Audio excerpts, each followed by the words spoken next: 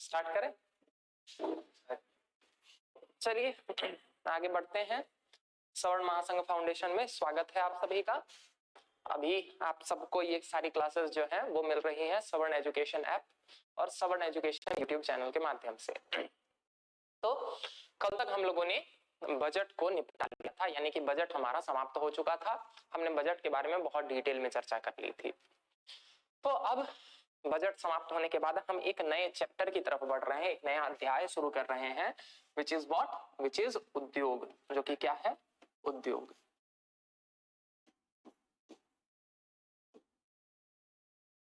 Industry.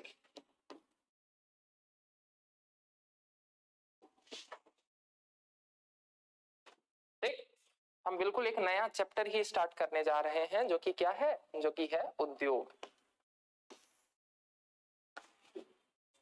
जरा बात को समझते हैं।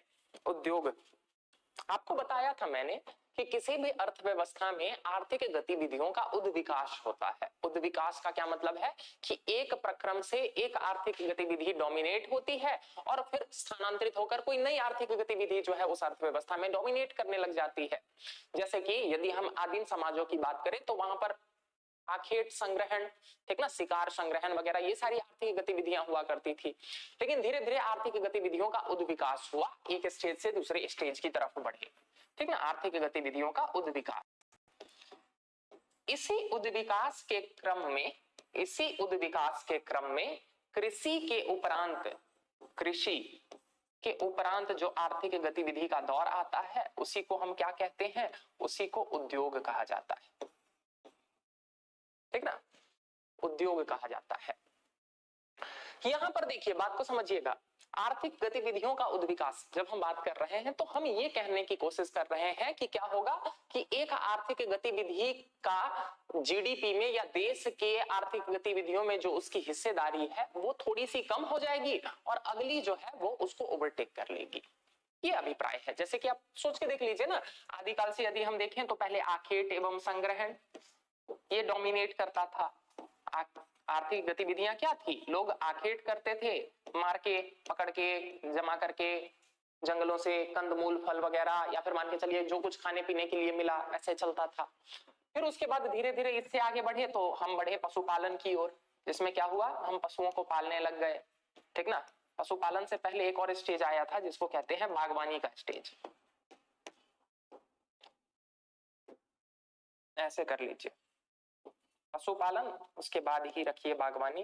क्यों? क्योंकि अभी तो हमें उद्योग पर ध्यान देना है ना। तो बागवानी, और फिर उसके बाद क्या आया, कृषि, और कृषि के बाद उद्योग, और उद्योग के बाद आता है सेवा क्षेत्र।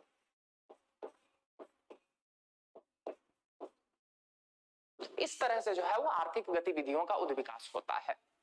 इस उद्विकास के क्रम में ऐसा कदापि नहीं होता है कि पिछली आर्थिक गतिविधि जो है वो 100% प्रतिस्थापित हो जाएगी, कि जैसे कि बागवानी आने के बाद ऐसा नहीं हो जाएगा कि पशुपालन जो है वो बिल्कुल ही हो जाएगा, नहीं होता है, ठीक ना। एक आर्थिक गतिविधि का अर्थव्यवस्था में महत्व कम हो जाता है, या लोग जो उसमें ज्यादा से ज्यादा पहले आश्रित थे उनकी आश्रितता कम हो जाती है, या ज्यादा से ज्यादा लोगों की संख्या उस क्षेत्र से कम हो जाती है, ठीक ना। तो इस तरह से आर्थिक गतिविधियों का उद्विकास होता है। इसी उद्विकास के क्रम में कृषि के बाद का जो क्षेत्र आता है उसको हम क्या कहते हैं, उद्योग। देखिए उद्योग, अगर हम ब्रॉडली देखें तो उद्योग जो है वो मुख्यतः 3 भागों में बांटा जा सकता है। उद्योग को हम मुख्यतः 3 भागों में बांट सकते हैं। कौन कौन से हैं ये क्षेत्र? सबसे पहला क्षेत्र जो उद्योग के अंतर्गत आता है इसको हम कहते हैं विनिर्माण। विनिर्माण, विनिर्माण का क्या मतलब है कि प्राकृतिक रूप से जो उत्पाद आपको प्राप्त हुए हैं आपने उसमें कुछ वैल्यू एडिशन किया है, उसके फॉर्म में कुछ चेंज करके कुछ नया निर्मित किया है। इसी को क्या कहते हैं? इसी को कहते हैं विनिर्माण। इंग्लिश में इसी को कहते हैं मैन्युफैक्चरिंग सेक्टर।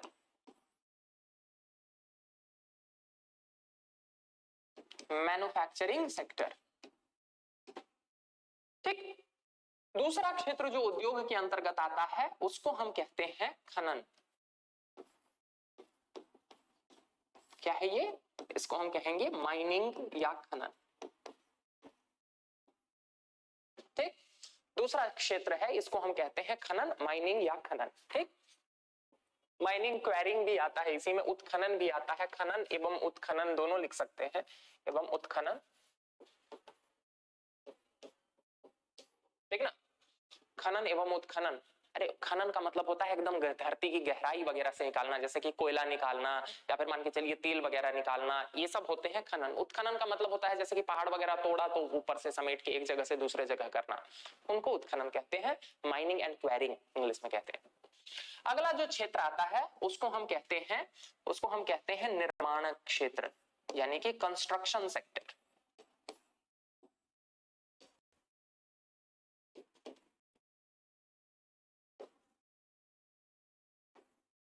ये कौन सा क्षेत्र है? कंस्ट्रक्शन सेक्टर, ठीक ना।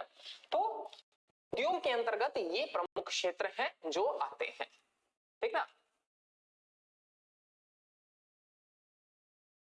ये देखिए भारत में यदि हम बात करें तो भारत में उद्योग क्षेत्र जो है वो कभी अपने चरम पर नहीं पहुंच पाया। चरम पर नहीं पहुंच पाने का मतलब क्या है कि कभी ऐसा नहीं हुआ है कि भारत की अर्थव्यवस्था में उद्योग क्षेत्र का प्रतिशत जो है वो 50% से ज्यादा हो जाए, ऐसा नहीं हुआ कभी, ठीक ना। भारत की अर्थव्यवस्था जब आजाद हम हुए थे तो उस टाइम ये था कि भारत की अर्थव्यवस्था में 55% के आसपास हिस्सेदारी किस क्षेत्र की थी? कृषि क्षेत्र की थी। और उसके बाद धीरे धीरे कृषि का परसेंटेज जो है वो जीडीपी में घटता गया, लेकिन ऐसा कभी दौर नहीं आया कि उद्योग क्षेत्र जो है वो 50% से ज्यादा हो जाए, ठीक ना। और आज क्या दशा है? आज दशा है कि भारत के जीडीपी में 55% के आसपास हिस्सेदारी किसकी आ गई है? सेवा क्षेत्र की। इसी कारण से भारत के कंटेक्स्ट में क्या कहा जाता है कि हमने कृषि क्षेत्र से सीधे जंप किया है सेवा क्षेत्र की तरफ। बात समझ में आया? ये पॉइंट मेरी समझ में आई? देखिए दिखाता हूं आपको।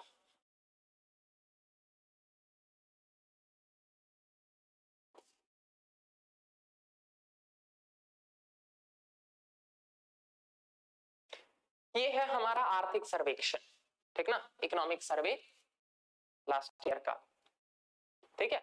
जब हम इस आर्थिक सर्वेक्षण को देखते हैं तो ये देखिए इसमें स्टेट ऑफ द इकोनॉमी, पहला ये चैप्टर है ना, स्टेट ऑफ द इकोनॉमी।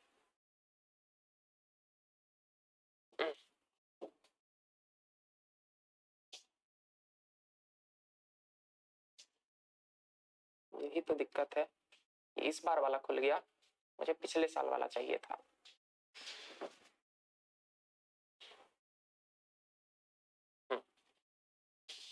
ये देखिए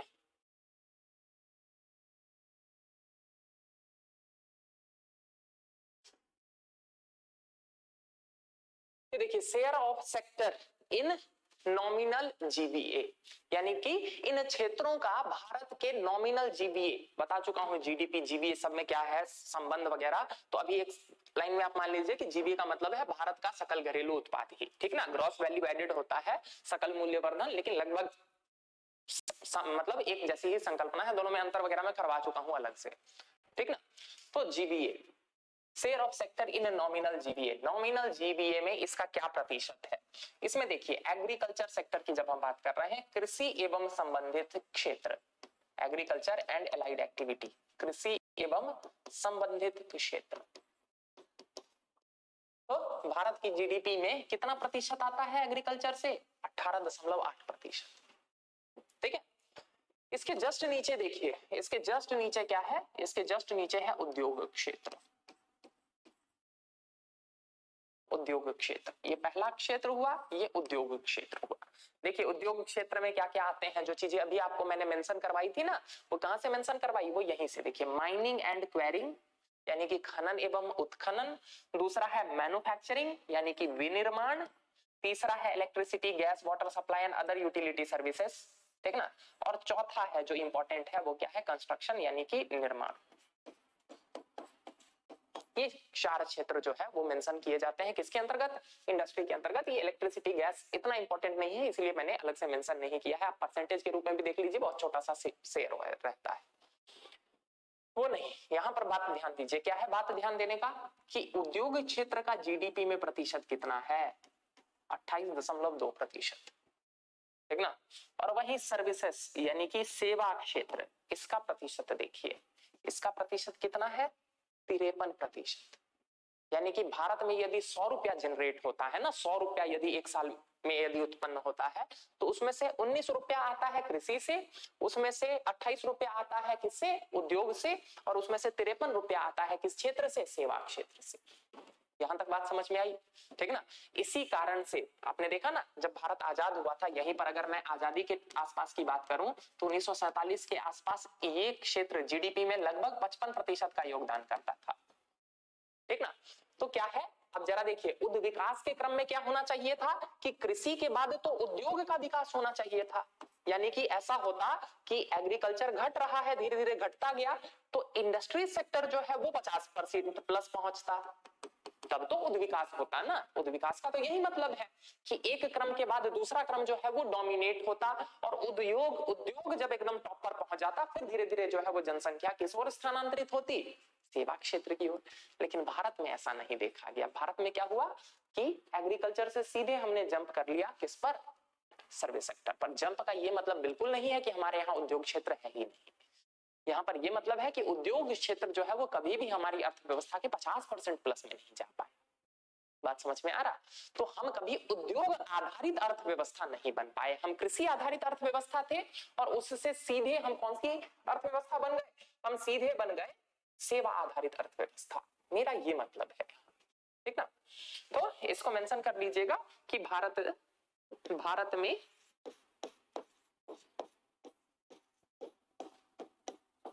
कृषि से सीधे सेवा क्षेत्र की ओर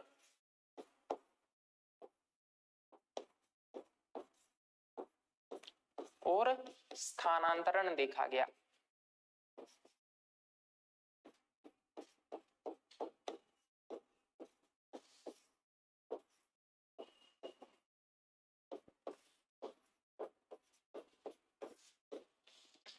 ये बात समझ में आ गई, ठीक ना। मतलब समझ रहे हैं ना यहाँ पर, बिल्कुल ये ना भूलिएगा, ये ना समझ लीजिएगा कि हमारे भारत में जो है एग्रीकल्चर है ही, मतलब उद्योग है ही नहीं, मेरा ये मतलब बिल्कुल नहीं है। चलिए, तो ये तो हमने देख लिया कि भारत में ऐतिहासिक रूप से क्या हुआ, कैसे हुआ। अब जरा आगे बढ़ते हैं और जरा हम देखने की कोशिश करते हैं कि वर्तमान में क्या स्थिति है इंडस्ट्रियल सेक्टर की।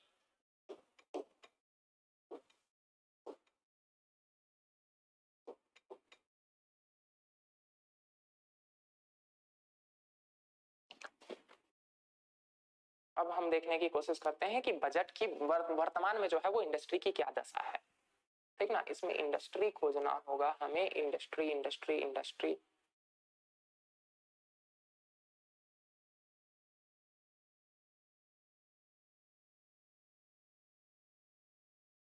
इंडस्ट्री कहीं दिख रहा है?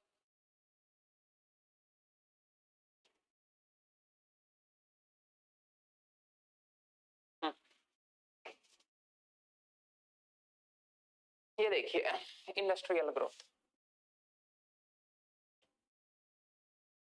चार्ट को समझिएगा, ये इस साल के इकोनॉमिक सर्वे का ही है, ठीक ना, ऑफिशियल है, पीआईबी द्वारा जारी। जरा देखिएगा भारत में इंडस्ट्रियल सेक्टर में हमें क्या देखने को मिला। भारत में इंडस्ट्रियल सेक्टर में हमें क्या देखने को मिला, ये देखिएगा कि साल 2019-20, साल 2019-20 का क्या मतलब है कि कोरोना से जस्ट पहले वाला साल, इसमें भी भारत में इंडस्ट्रियल सेक्टर में ग्रोथ जो है वो नकारात्मक है, नेगेटिव है। नेगेटिव का क्या मतलब है कि पिछले साल जितना इंडस्ट्रियल सेक्टर से पैसा आया था उसमें भी कमी आ गई, -1.4%। बात समझ में आ रहा, -1.4%, यानी कि इंडस्ट्रियल सेक्टर से जितना पैसा आता था वो घट गया है, ठीक है। वहीं 2020-21 यानी कि ये वो साल है जब कोविड महामारी, कोरोना महामारी फैली हुई थी। इस साल देखिए जीडीपी ग्रोथ रेट, मतलब एग्रीकल्चर का जो है वो जीडीपी में पार्टिसिपेशन -3.3%, यानी कि घाटा था। पिछले साल मान के चलिए, इससे पिछले साल यानी कि 2018-19 में यदि 100 रुपया था तो इस बार घट के कितना हो गया, 98.6 रुपया, ठीक है। उसके अगले साल जो है उसमें इसमें भी 3.3% और घट गया, यानी कि लगभग 95 रुपया के आसपास हो गया, ठीक ना, यानी कि घटता जा रहा है, नेगेटिव का ये मतलब है। लेकिन 2021-22 में तगड़ी रिकवरी देखी गई और डबल डिजिट ग्रोथ देखा गया। डबल डिजिट ग्रोथ यानी कि बहुत तेजी से, देख रहा ना, 10.3% जंप, ठीक ना, तो बहुत तेज जंप देखा गया, ठीक ना। लेकिन फिर से पिछले साल वापस 4.1% के आसपास के रेंज में आ गया। तो अब जरा देखिए यहां से समझने की क्या क्या बात है और एग्जाम में पूछे जाने की क्या क्या पॉइंट्स हैं। सबसे पहली बात तो अगर आपसे ट्रेंड बेस्ड क्वेश्चन पूछे तो न तो लगातार घटा है न लगातार बढ़ा है, घट रहा था फिर बढ़ा है फिर घटा है। तो ये मोटा मोटी आपके दिमाग में सेट होना चाहिए क्या कि लगातार 2 साल नेगेटिव दिखाया था कोविड के और कोविड से पहले वाले साल में भी, फिर उसके बाद डबल डिजिट ग्रोथ दिखाया और फिर इस बार जो है वो घट गया है। यहां तक बात समझ में आई, ठीक ना। तो ट्रेंड बेस्ड क्वेश्चन इससे आते हैं, ठीक। दूसरी बात पिछले साल ये वाला पॉइंट आपको याद रखना है, बहुत ज्यादा इस पर हेडलाइंस बने थे कि इंडस्ट्रियल सेक्टर का ग्रोथ जो है वो डबल डिजिट रहा। अपने आप में ये क्या दिखा रहा है कि भारत में यानी कि उद्योगों का विस्तार हो रहा है और इसके बेसिस पर यह भी माना जा रहा था कि शायद आत्मनिर्भर भारत अभियान जो है वो सफल रहा है। तो उसका भी एक पैमाना इसको माना जा रहा था। पढ़ेंगे इसी चैप्टर में, जब हम लोग आगे बढ़ेंगे ना तो हम लोग पढ़ेंगे आत्मनिर्भर भारत अभियान क्या था, सब कुछ डिटेल में पढ़ेंगे। यहां तक बात समझ में आई।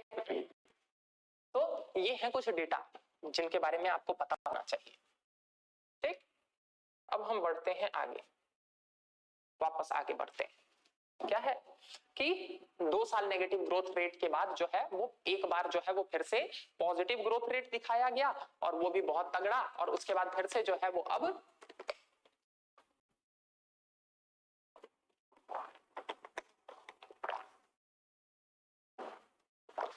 उद्योग का ग्रोथ रेट जो है वो फिर से कम हो गया है।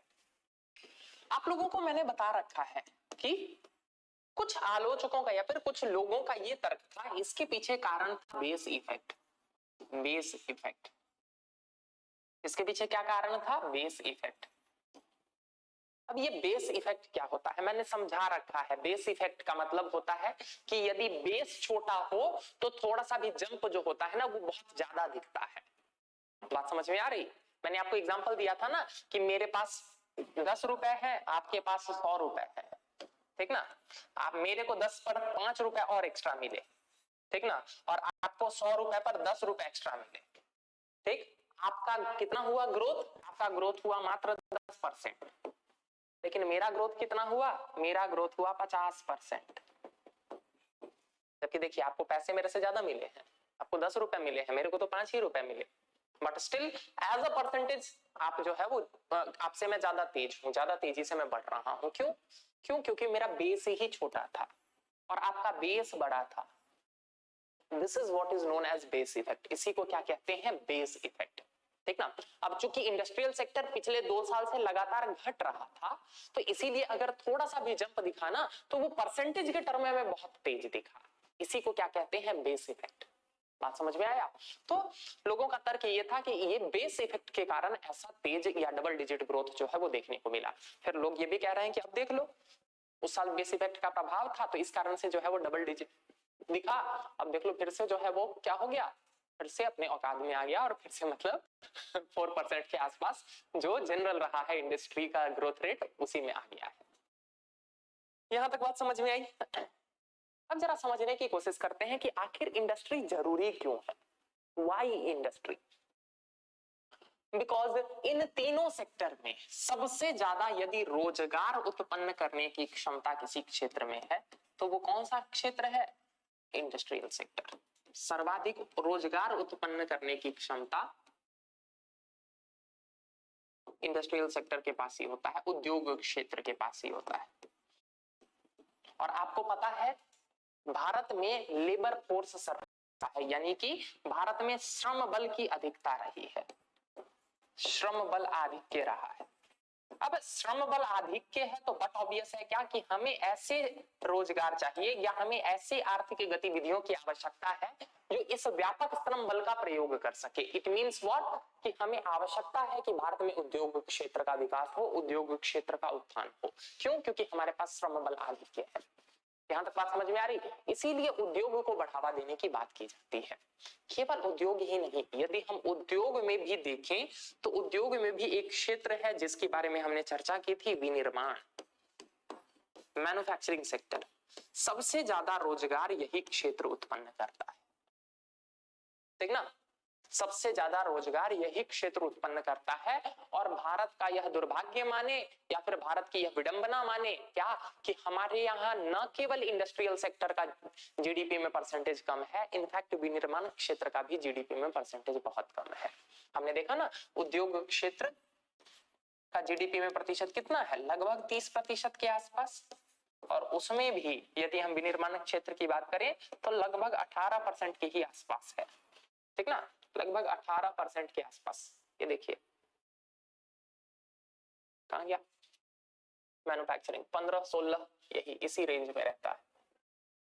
ठीक ना, 2021-22 का तो 16% के आसपास जो है वो इसका शेयर रहा है।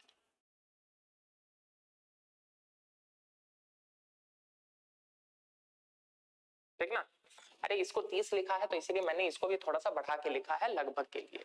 ठीक ना, तो विनिर्माण क्षेत्र का भी जो है वो योगदान इसी आसपास रहा है। वेरियस स्टडीज, बहुत सारे अध्ययन हुए हैं और सारे अध्ययनों में पता है एक निष्कर्ष क्या निकला है, कि भारत जैसे देश में जहां पर युवा आबादी इतनी अधिक है, जहां श्रम बल बहुत अधिक है, वहां पर मैन्युफैक्चरिंग सेक्टर का कम से कम योगदान पता है कितना होना चाहिए, 25%।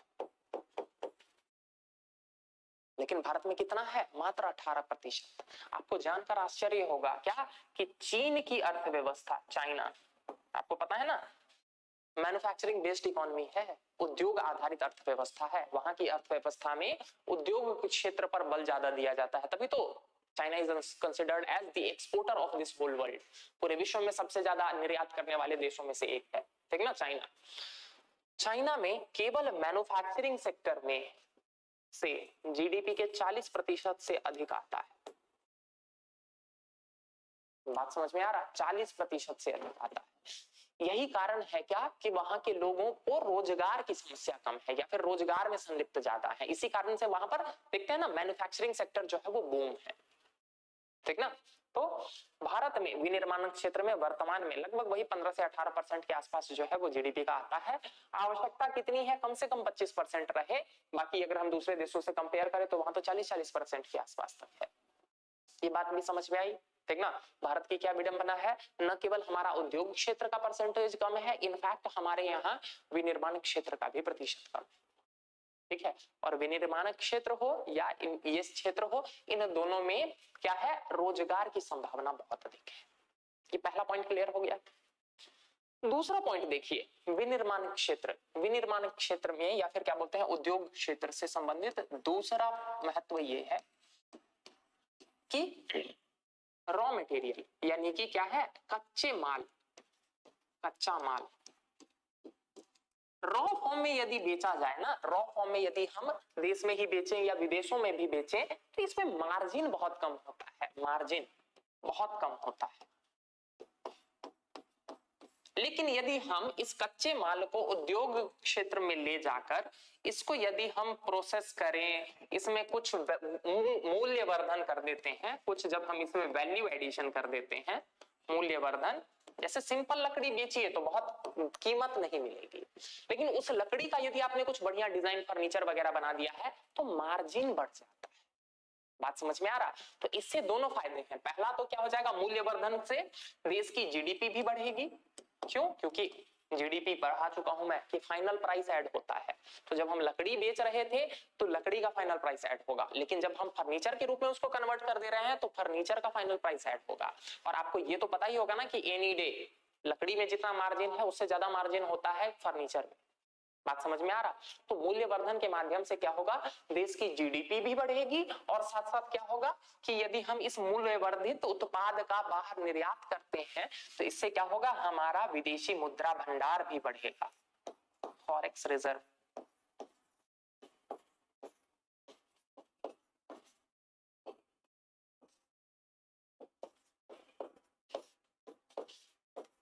ये पॉइंट भी समझ में आया, इससे क्या होगा, हमारा विदेशी मुद्रा भंडार भी बढ़ेगा। ठीक है, इतना ही नहीं, यदि आप चाहें तो इसको ऐसे भी लिंक कर सकते हैं कि यदि मूल्यवर्धन होगा और यदि मार्जिन लोगों के हाथ में ज्यादा आएगा तो हम इसको ऐसे भी कंटेक्स्ट में मेंशन कर सकते हैं कि इससे भारत का पर कैपिटा इनकम यानी कि प्रति व्यक्ति आय भी बढ़ेगी।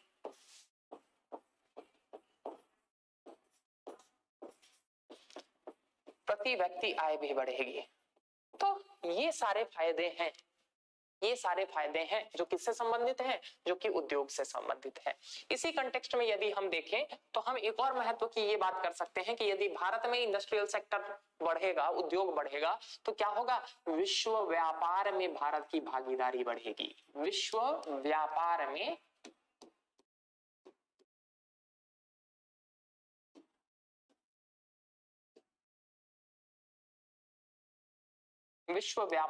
भारत की भागीदारी बढ़ेगी।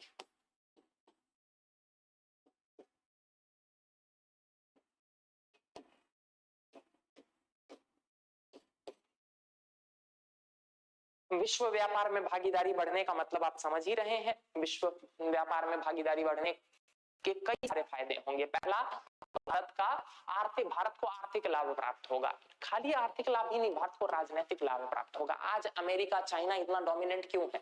क्योंकि विश्व व्यापार में इनकी बहुत भागीदारी है। बात समझ में आ रहा ना? तो विश्व व्यापार में यदि हमारा परसेंटेज बढ़ता है, हमारी भागीदारी बढ़ती है, तो इसके राजनीतिक लाभ भी हैं, इसके अंतरराष्ट्रीय लाभ भी हैं, ठीक ना, इसके सामरिक लाभ भी हैं, बहुत सारे लाभ होते हैं। तो ये कुछ महत्वपूर्ण चीजें हैं जो कि किससे संबंधित है, जो कि उद्योग से संबंधित है। इसी कारण से क्या है कि किसी भी देश में उद्योगों को बढ़ावा देने की बात की जा रही है, की जाती है या की जा रही है। यहां तक बातें समझ में आई? अब आपके दिमाग में आ रहा होगा इतना सब कुछ सुनने के बाद कि सर ठीक है, इतना तो आप जो है ना वो क्या बोलते हैं उद्योग क्षेत्र की बात तो कर रहे हैं, तो सर ऐसा क्या हुआ कि जब बाकी देशों में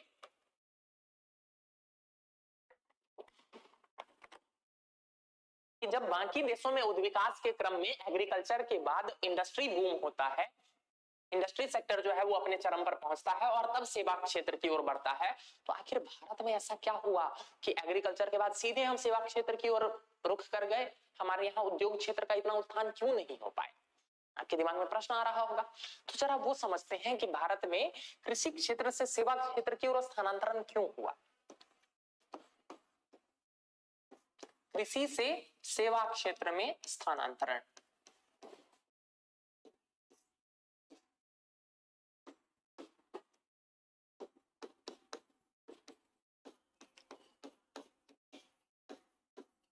भारत में ये जो विडंबना देखी गई या ये जो एनोमली देखी गई, उसके पीछे क्या कारण था? क्या कारण था कि भारत में कृषि क्षेत्र से सीधे सेवा क्षेत्र की ओर रुझान ज्यादा दिखा? इसके पीछे कई सारे कारक थे। सबसे पहला कारक क्या था? सबसे पहला कारक था कि उद्योगों की स्थापना करने के लिए क्या आवश्यकता होती है? भूमि की आवश्यकता होती है, लैंड, भूमि की आवश्यकता होती है। ये बात तो क्लियर है? अरे उद्योग कहाँ, छत पे थोड़ी सेटअप करोगे, आकाश में थोड़ी सेटअप करोगे।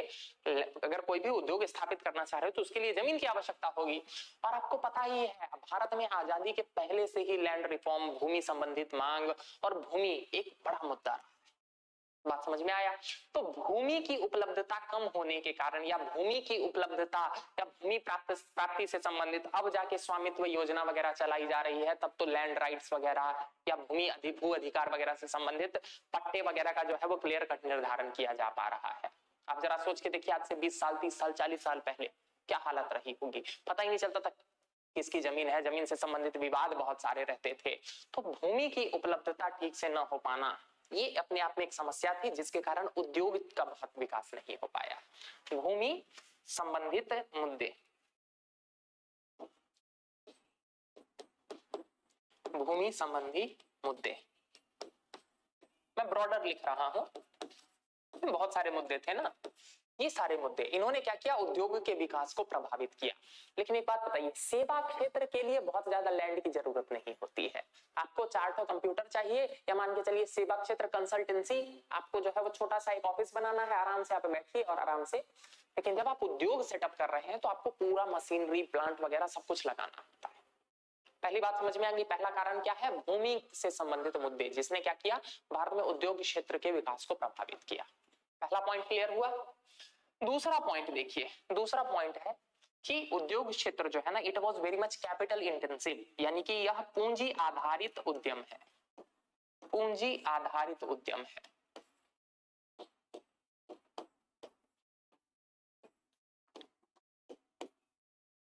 उद्यम है जबकि सेवा क्षेत्र या अन्य किसी क्षेत्र में इतनी ज्यादा पूंजी की आवश्यकता नहीं होती है जितना औद्योगिक क्षेत्र में होता है।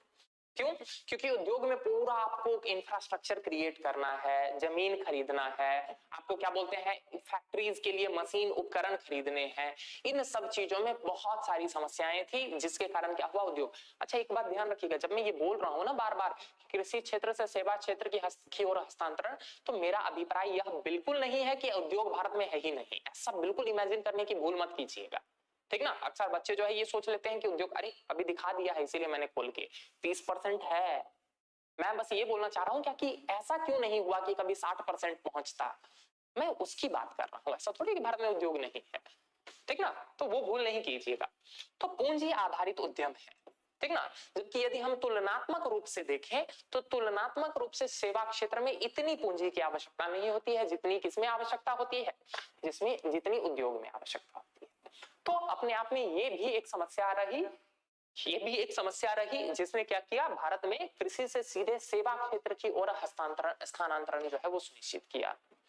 यदि तीसरे मुद्दे की बात करें तो क्या है तीसरा मुद्दा रहा कि भारत में कानून उद्योगों से संबंधित कानूनों में अस्पष्टता रही।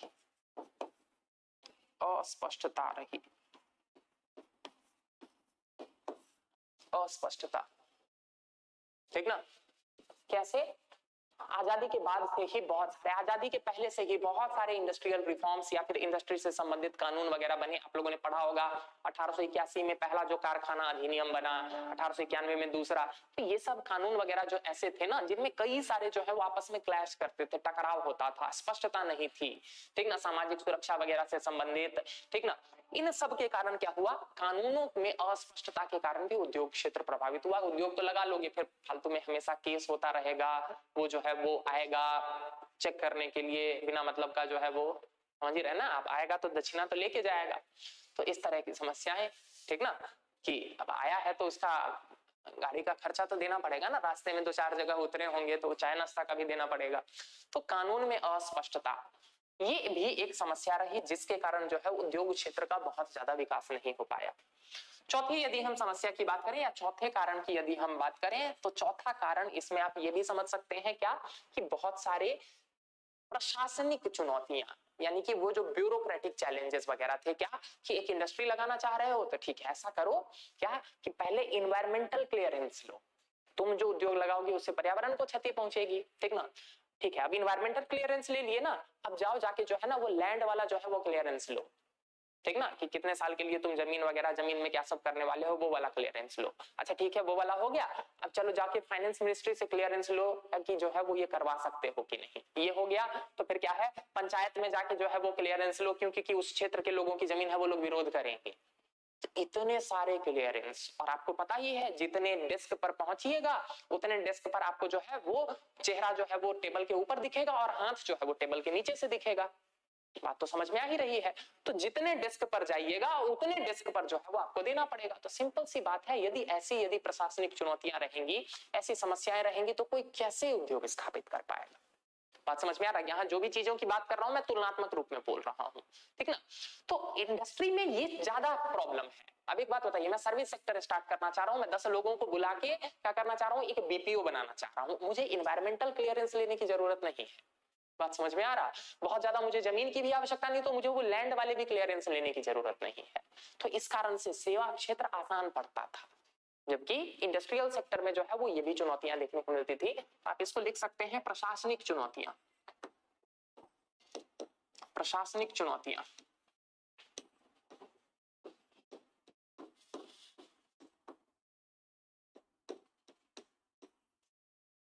जिन्होंने क्या किया, उद्योगों के विकास को भारत में प्रभावित किया। ये भी एक समस्या रही।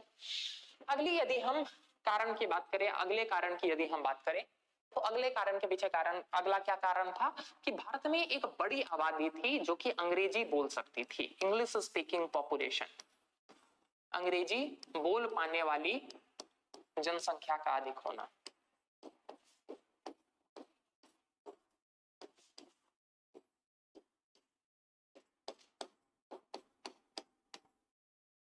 का अधिक होना।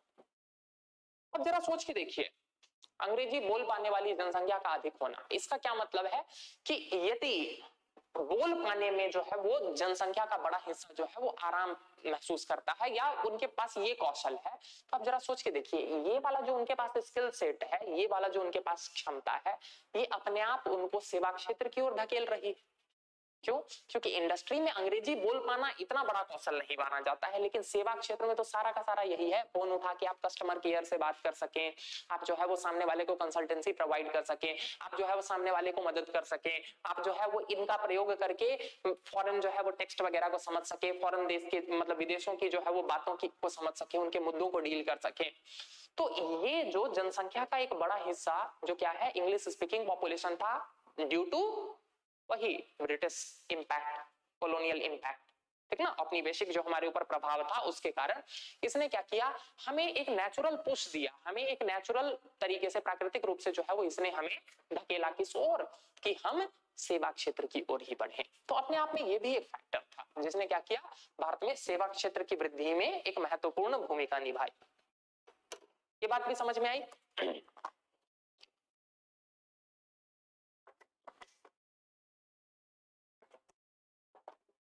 इतना ही नहीं, यदि हम अगले कारण की बात करें तो अगले कारण में आपको यह भी दिखेगा क्या, कि भारत में स्किल यानी कि स्किल आधारित यानी कि क्या बोले कौशल की व्यापक कमी दिखी, व्यापक कमी दिखी, जिसने भी पुनः उद्योग क्षेत्र के विकास को प्रभावित किया। आप अभी तक देख लीजिए ना, अभी तक देख लीजिए, हम लोग जो है वो ग्रेजुएट हो जाते हैं, हम लोग जो है पोस्ट ग्रेजुएशन भी कर लेते हैं, क्या हमें अपनी पूरी शिक्षा व्यवस्था में कुछ ऐसा प्रोडक्शन करना सिखाया जाता है? नहीं।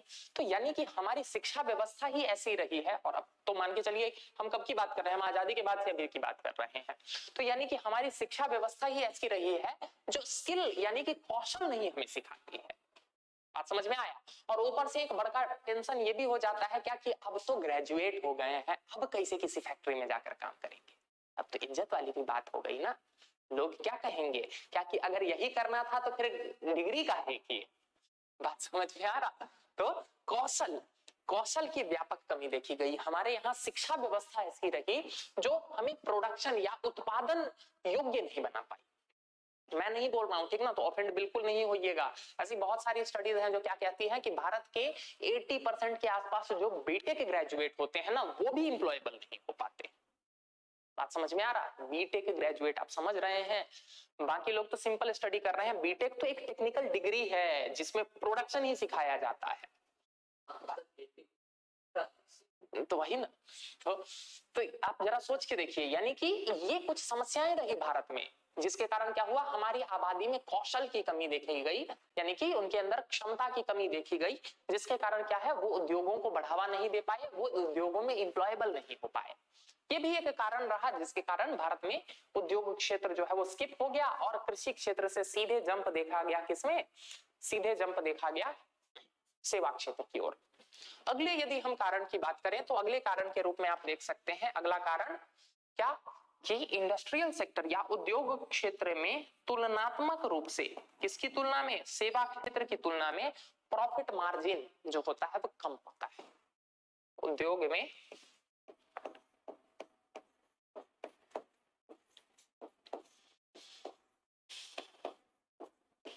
सेवा क्षेत्र की तुलना में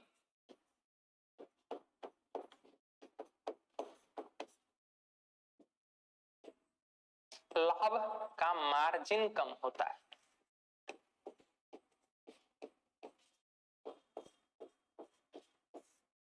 मार्जिन कम होता है।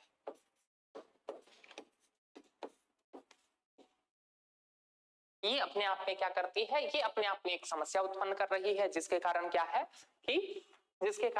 कि भारत में कृषि क्षेत्र से सीधे सेवा क्षेत्र की ओर रुझान देखा गया। यही कारण है कि आप अक्सर सुनते हैं कि भारत में ग्रोथ तो हो रहा है, भारत में समृद्धि तो हो रही है,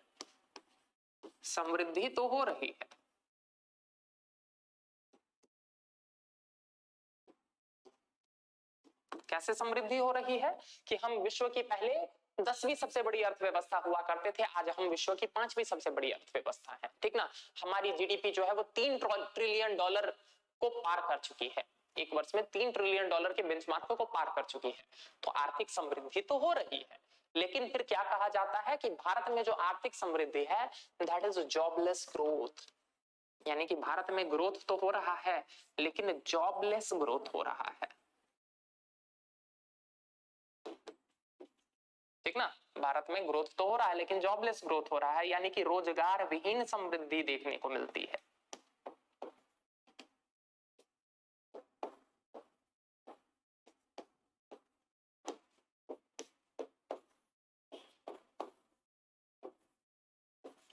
रोजगार विहीन समृद्धि मतलब क्या है? मतलब ये है कि भारत में ग्रोथ तो हो रहा है लेकिन इस ग्रोथ का ड्राइवर कौन है? इस ग्रोथ का ड्राइवर है सर्विस सेक्टर। क्यों? क्योंकि अर्थव्यवस्था का सेवा क्षेत्र, क्यों? क्योंकि अर्थव्यवस्था का 50% से ज्यादा किससे आ रहा है? सेवा क्षेत्र से। और आपको पता है सेवा क्षेत्र जो है वो बहुत ज्यादा रोजगार आधारित नहीं है, ठीक ना। सेवा क्षेत्र उतना ज्यादा उसमें रोजगार की संभावना नहीं होती है।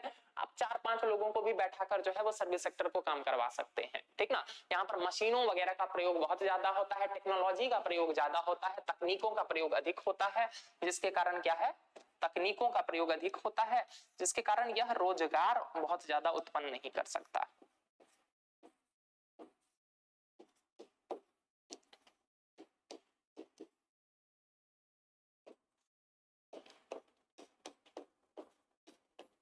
तकनीकों के प्रयोग से रोजगार उत्पन्न करने में समस्या। इसी कारण से भारत में क्या बोला जाता है कि भारत में जॉबलेस ग्रोथ का फेज चल रहा है, यानी कि क्या है कि भारत में जीडीपी तो बढ़ रहा है, ठीक ना, देश की अर्थव्यवस्था बढ़ रही है, देश में समृद्धि का स्तर बढ़ रहा है, लेकिन क्या हो रहा है? भारत में रोजगार के पर्याप्त अवसर उत्पन्न नहीं हो रहे हैं। That is what is known as the jobless growth. की बात भी समझ में आई? यहां तक क्लियर है ना? ये ओवरव्यू क्लियर हो गया पूरा इंडस्ट्री का, ठीक ना। इंडस्ट्री क्या है, इंडस्ट्री के कौन कौन से अंग होते हैं, इंडस्ट्री जो है वो विकास के क्रम में कहां आता है, ठीक ना। भारत में इंडस्ट्री का क्या परिदृश्य है, जीडीपी में कितना प्रतिशत है, ये सारी चीजें समझ में आ गई। आगे हमने देखा क्या कि भारत में कैसे जंप देखा गया, जॉब्स क्रिएशन कहां है, ये सारी चीजें हमने देख ली। तो जब ये सारी चीजें देख ली तो अब जरा सा हम उतरते हैं थोड़ा सा इतिहास के गर्त में, इतिहास के झरोखों से देखने की कोशिश करते हैं कि आखिर भारत में उद्योगों का विकास किस तरह से हुआ, या उद्योगों के विकास क्रम में जो है वो आजादी के दौरान क्या क्या बातें हुई, ठीक ना। जैसे जब भारत आजाद हुआ तो भारत के आजादी के बाद हमें क्लियर नहीं था, वी वर नॉट क्लियर क्या कि हम किस डायरेक्शन में मूव करें, हम किस दिशा में बढ़ें। तो इसी कारण से भारत में नियोजन या फिर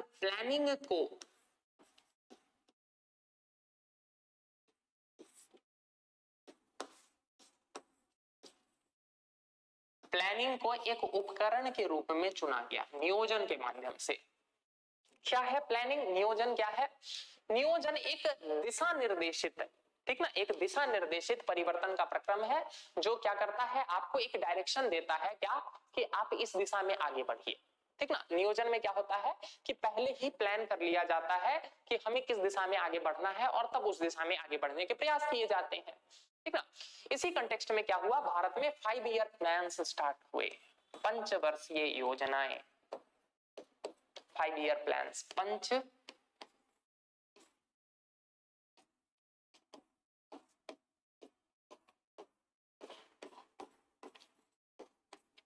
पंचवर्षीय योजनाओं का दौर प्रारंभ हुआ, ठीक है।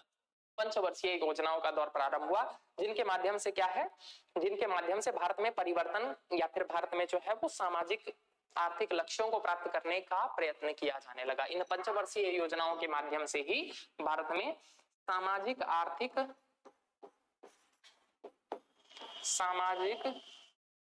आर्थिक लक्ष्य निर्धारित किए गए,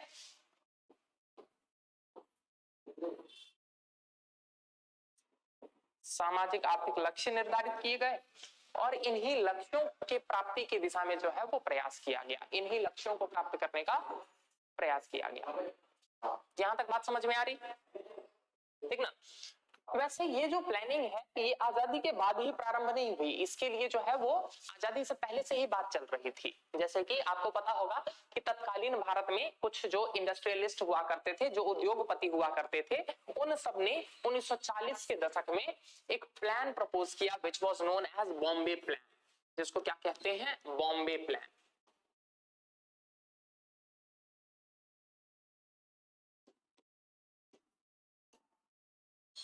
ये उस टाइम के जो है वो भारत के जो उद्योगपति वगैरह थे, जैसे कि कौन कौन से हो गए, JRD टाटा,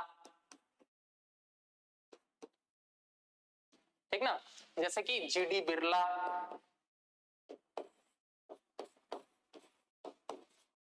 ठीक ना। इस तरह के जो उस टाइम के तत्कालीन भारत में जो बड़े बड़े जो इंडस्ट्रियलिस्ट हुआ करते थे, उद्योगपति हुआ करते थे, इन्होंने क्या किया, इन्होंने बॉम्बे प्लान प्रपोज किया। बॉम्बे प्लान का क्या मतलब था? बॉम्बे प्लान में उन्होंने प्रपोज किया क्या कि भारत को तुरंत ही आत्मनिर्भर बनने की दिशा में काम नहीं करना चाहिए। आत्मनिर्भर का यहाँ क्या मतलब है? आत्मनिर्भर का यहाँ मतलब है कि भारत को ऐसा नहीं सोचना चाहिए कि सब कुछ जो भी उसकी जरूरत की चीजें हैं उन सब का उत्पादन भारत स्वयं कर लेगा, ऐसा नहीं सोचना चाहिए, ठीक ना। India should not try to become self reliant instantly, ठीक ना, वो आत्मनिर्भर ना बने। आत्मनिर्भर का क्या मतलब है कि जरूरत की जितनी चीजें हैं, जिन सब चीजों की भारत में जरूरत है, जरूरत की सभी चीजों का भारत स्वयं उत्पादन करने लगे।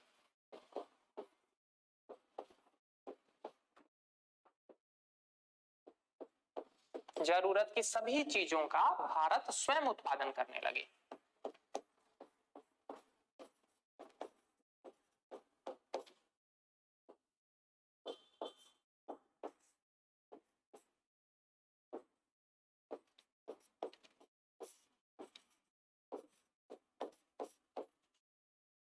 ठीक है,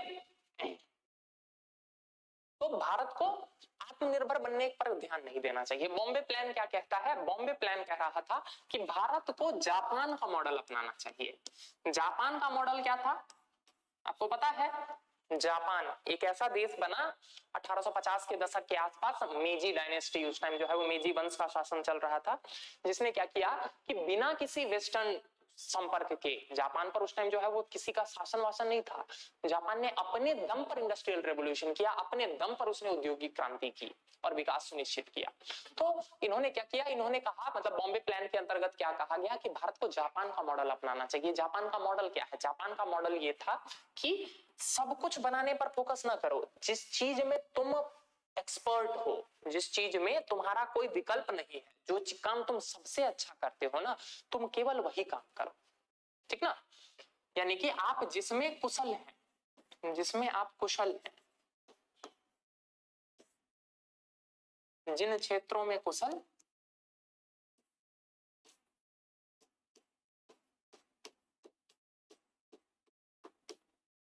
में कुशल है, उन्हीं क्षेत्र को और ज्यादा से ज्यादा बढ़ावा देने की आवश्यकता है, उन्हीं को बढ़ावा,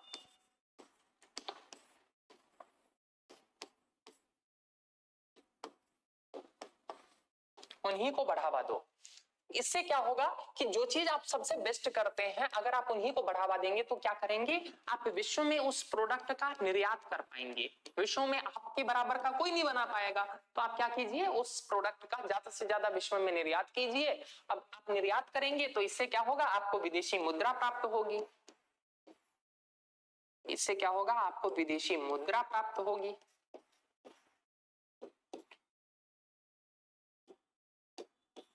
जब आपको यही विदेशी मुद्रा प्राप्त हो तो इसी विदेशी मुद्रा का प्रयोग कीजिए अपनी बाकी जरूरतों को आयातित करने में, आयात कीजिए बाकी जरूरत की चीजों का।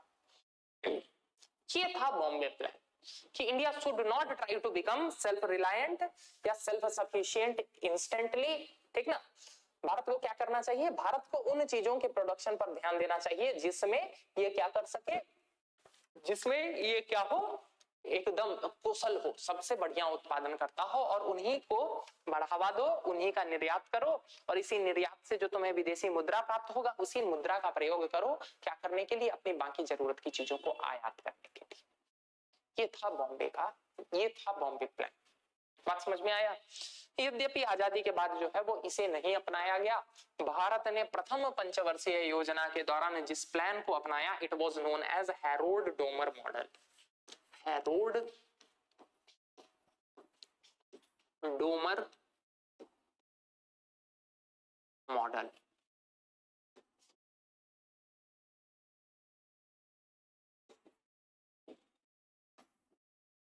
ये कब अपनाया गया? ये अपनाया गया फर्स्ट 5 ईयर प्लान में, यानी कि प्रथम पंचवर्षीय योजना में।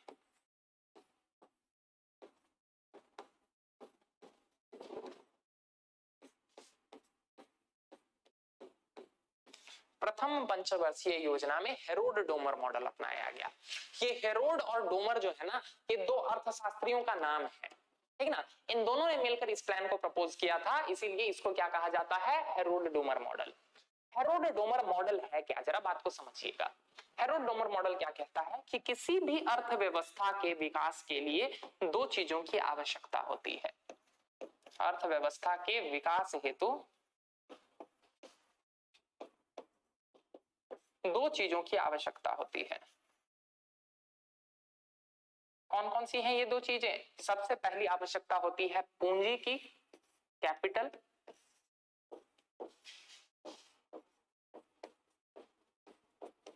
और दूसरी आवश्यकता होती है किसकी? श्रम बल की, यानी कि लेबर। दूसरी आवश्यकता होती है श्रम बल की, यानी कि लेबर की।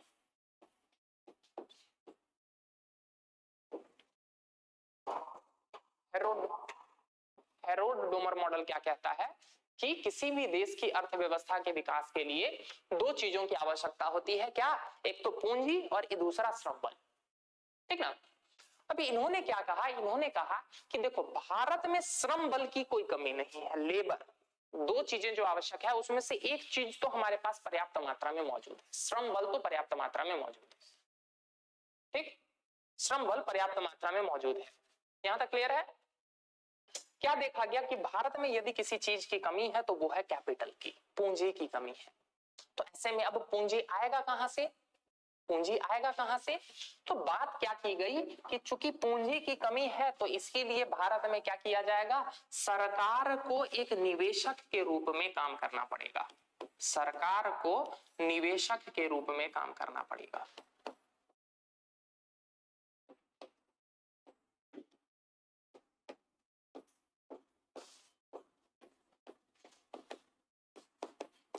वैसे भी आप सोच के देखिए ना, देश जो है वो 200 साल की गुलामी के बाद आजाद हुआ है, और आपको पता ही होगा अंग्रेजों का उद्देश्य ही था भारत से जितना ज्यादा से ज्यादा धन जो है वो चूस सके।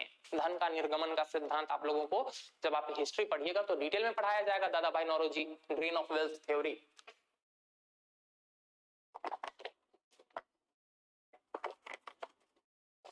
ठीक ना, तो डिटेल में पढ़ाया जाएगा, अभी मैं उधर नहीं घुस रहा हूं, पता चले फिर मैं टॉपिक से डेविएट कर जाऊंगा, ठीक ना। तो भारत की अर्थव्यवस्था के विकास के लिए दो चीजों की आवश्यकता थी, किसके अनुसार? हेरोड डोमर मॉडल के अनुसार, जिसमें से श्रम बल का आधिक्य है। भारत के पास श्रम बल की कोई समस्या नहीं है, लेकिन हाँ पूंजी की समस्या है। अब पूंजी की समस्या है तो इसका क्या मतलब होगा कि सरकार को निवेशक की भूमिका निभानी होगी पहले, तो बात ये आ गई। दूसरी बात कि भारत में 200 साल की गुलामी रही है, यानी कि भारत में लोगों की दशा जो है ना वो दुर्दशा में परिवर्तित है। लोगों का जो है वो सामाजिक आर्थिक जो परिदृश्य है, लोगों की जो अवस्था है वो बहुत ही दयनीय है। अब जरा सोच के देखिए, प्राइवेट सेक्टर यदि निवेश करेगा तो उसका उद्देश्य होगा लाभ कमाना। यदि निजी क्षेत्र निवेश करता है तो उसका उद्देश्य क्या होता है? उसका उद्देश्य होता है ज्यादा से ज्यादा लाभ कमाना, ठीक ना। लेकिन भारत में लाभ कमाने से ज्यादा अभी क्या आवश्यक है कि भारत के लोगों की सामाजिक आर्थिक दशा में कुछ सुधार किया जाए। क्यों? क्योंकि उनकी दशा ही बहुत दयनीय है, ठीक ना। तो इस कारण से भी सरकार को एक निवेशक के रूप में आना ही पड़ा, ठीक ना। क्यों? क्योंकि सरकार जो है वो जन कल्याण हेतु निवेश करेगी।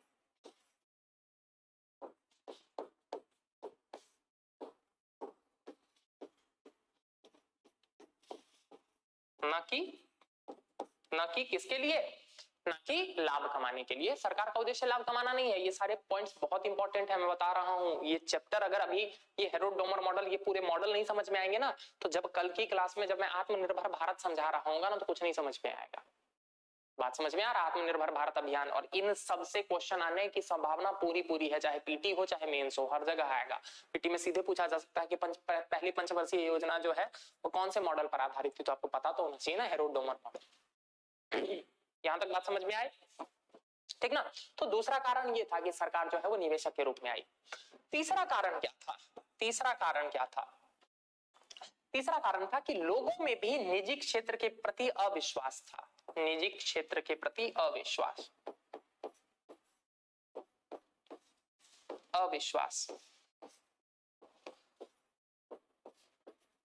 क्यों?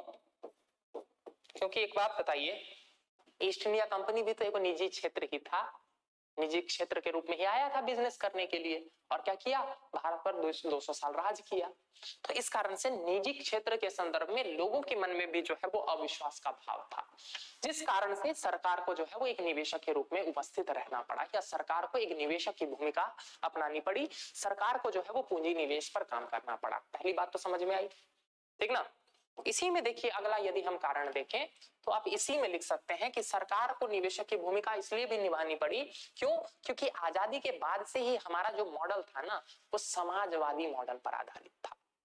तो याद कीजिए, मैंने स्टार्टिंग की ही क्लास में जब मैं इकोनॉमिक मॉडल समझा रहा था, उस टाइम मैंने पूंजीवाद और समाजवाद में आपको अंतर बताया था। एडम स्मिथ का concept an inquiry into the nature and causes of wealth of nation किताब बताया था मैंने पूरा, और फिर मैंने कीन्स ने कैसे उनकी आलोचना की, सब कुछ बताया था। तो समाजवादी मॉडल और कैपिटलिस्ट मॉडल, आपको पता होना चाहिए कि भारत जो इनिशियली था या फिर आजादी के बाद से भारत में एक समाजवाद की तरफ रुझान देखने को मिलता है। भारत के पहले प्रधानमंत्री कौन थे? हाँ, कौन थे? जवाहरलाल नेहरू। पता तो होगा ही उनके बारे में। अरे जवाहरलाल नेहरू नाम तो जानते ही होंगे, ठीक ना। जवाहरलाल नेहरू जी ने कई बार मतलब मंच के माध्यम से इस चीज को ओपन किया है। मंच के माध्यम से आपको याद होगा 1929 का जो उनका लाहौर अधिवेशन था, रावी नदी के तट पर जो उन्होंने तिरंगा झंडा फहराया था, उस भाषण में उन्होंने बोला था क्या कि स्वभाव से मैं समाजवादी हूं, मेरी जो है वो पूंजीपतियों में जो है या फिर रजवाड़ों में कोई आस्था नहीं है। ये उनका स्टेटमेंट है विद इन कोट्स। बात समझ में आ रहा, ठीक ना। फिर बाद में आपने सुना भी होगा कि बाद में जब सुभाष चंद्र बोस जी 1938 के आसपास त्रिपुरी अधिवेशन में उन्होंने जब प्लानिंग की बात की थी, नियोजन की बात की थी, तो उसका भी अध्यक्ष उन्होंने किसको बनाया था? जवाहरलाल नेहरू जी को ही बनाया था। तो पढ़िएगा आप लोग। तो यानी कि जो भारत के प्रथम प्रधानमंत्री थे, उनका भी रुझान था समाजवाद की ओर, और वैसे भी भारत का जो मॉडल भी था, भारत का जो संविधान भी जो लिखा गया था, वो समाजवादी मॉडल पर बहुत हद तक केंद्रित था। आप देख लीजिए ना डीपीएसपी, ठीक ना। डीपीएसपी हमारे संविधान में जो उल्लिखित हैं, उनमें बहुत सारे तत्व ऐसे हैं जो किसकी बात करते हैं? जो समाजवाद की बात करते हैं। तो भारत में समाजवादी मॉडल था, तो इस समाजवाद के प्रति झुकाव होने के कारण बट ऑब्वियस था क्या कि सरकार भी जो है वो निवेश करेगा। समाजवाद के प्रति रुझान,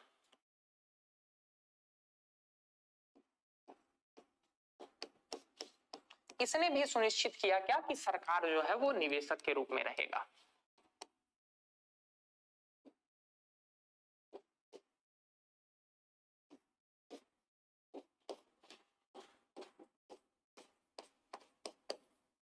तो ये सारे प्रमुख तत्व थे जिन्होंने क्या किया, जिन्होंने इंश्योर किया क्या कि सरकार को जो है वो तो रहना ही पड़ेगा एक निवेशक के रूप में। लेकिन समस्या क्या आई? समस्या ये आई कि खाली सरकार, क्या केवल सरकार जो है वो निवेशक की भूमिका में रह पाएगी?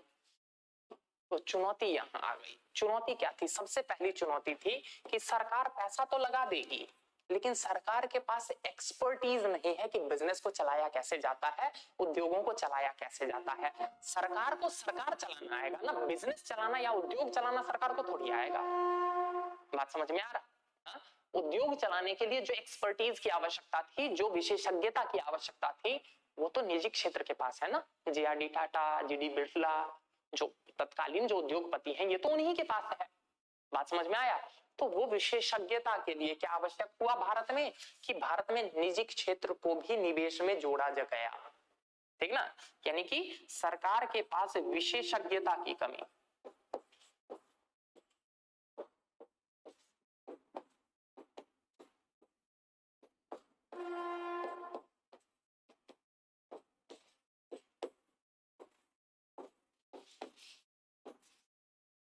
विशेषज्ञता की कमी।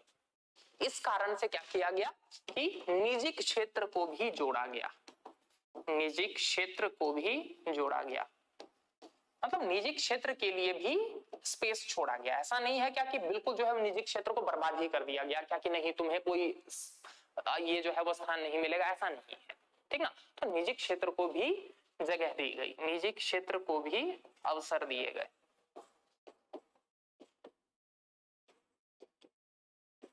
इतना ही नहीं, एक बात बताइए, ठीक है माना क्या कि सरकार जो है वो निवेशक की भूमिका में है, लेकिन कितना सरकार के पास पैसा होगा?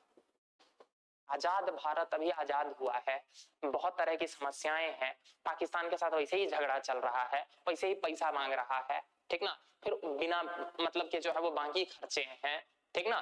क्या बोलते हैं वो देश के एकीकरण करने में इस तरह की चुनौतियां हैं, हैदराबाद का इशू अलग है, कश्मीर का मुद्दा अलग है, जूनागढ़ का मुद्दा अलग है, बहुत सारी समस्याएं हैं। तो सरकार के पास कितना पैसा है? नहीं है उतना पैसा। तो इस कारण से भी क्या बोला गया, क्या कि हम भी निवेश करेंगे, लेकिन हाँ चलो निजी क्षेत्र के लिए भी स्कोप छोड़ो ताकि वो लोग भी कुछ निवेश करें।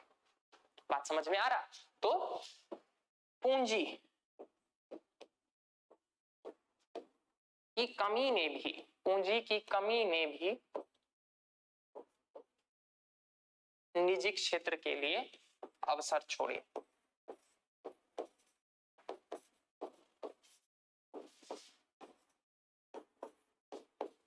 निजी क्षेत्र के लिए अवसर छोड़े।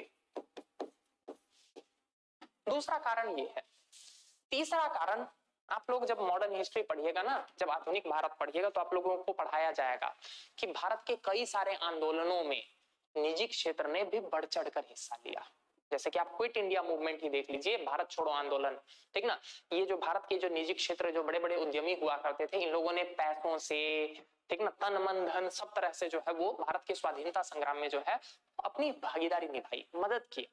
क्यों? क्योंकि इनका भी हित था ना, अंग्रेज जाएंगे तो बट ऑब्वियस है, लेकिन हाँ इन्होंने मदद जरूर की।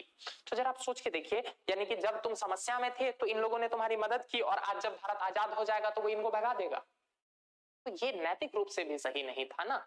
इस कारण से भी निजी क्षेत्र को अवसर दिए गए, ठीक ना, क्योंकि इन्होंने भी भारत की लड़ाई में, आजादी स्वतंत्रता संग्राम में जो है इन्होंने भी अपनी भागीदारी निभाई थी। तो इस कारण से क्या किया गया कि इनके लिए अवसर उत्पन्न किए गए। यानी कि स्वाधीनता संग्राम में, स्वाधीनता संग्राम में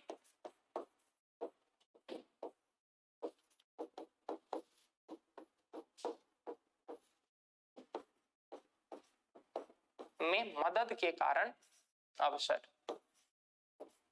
दिए गए।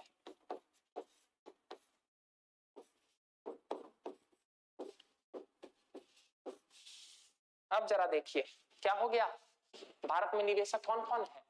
सरकार भी है और निजी क्षेत्र भी है। इसी कारण से क्या कहा जाता है कि भारत में जो अर्थव्यवस्था का मॉडल आजादी के बाद से अपनाया गया, वो क्या था? वो क्या था? वो था मिश्रित अर्थव्यवस्था पर आधारित। इसी कारण से क्या कहा जाता है कि भारत में मिश्रित अर्थव्यवस्था का मॉडल अपनाया गया, मिक्स्ड इकोनॉमी। दिखा कारण? विथ स्लाइट टिल्ट टुवर्ड, लिख लीजिएगा, with slight tilt towards the public investment, जिसमें झुकाव देखा गया किस ओर? सरकारी निवेश पर ज्यादा। मिश्रित अर्थव्यवस्था है लेकिन 50-50 नहीं था, क्या है, थोड़ा सा झुकाव देखा गया किसकी ओर? समाजवाद की ओर या फिर सरकारी निवेश की ओर। मिश्रित अर्थव्यवस्था का मॉडल अपनाया गया जिसमें समाजवाद की ओर रुझान देखने को मिला।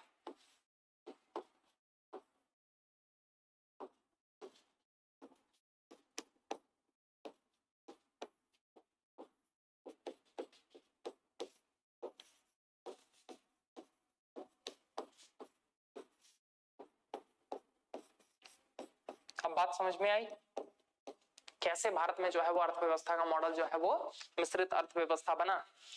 ये क्लियर है? हाँ, जिसमें समाजवाद की ओर रुझान दिखा, समाजवाद, और साथ में ये भी लिख लीजिएगा जिसमें सरकारी निवेश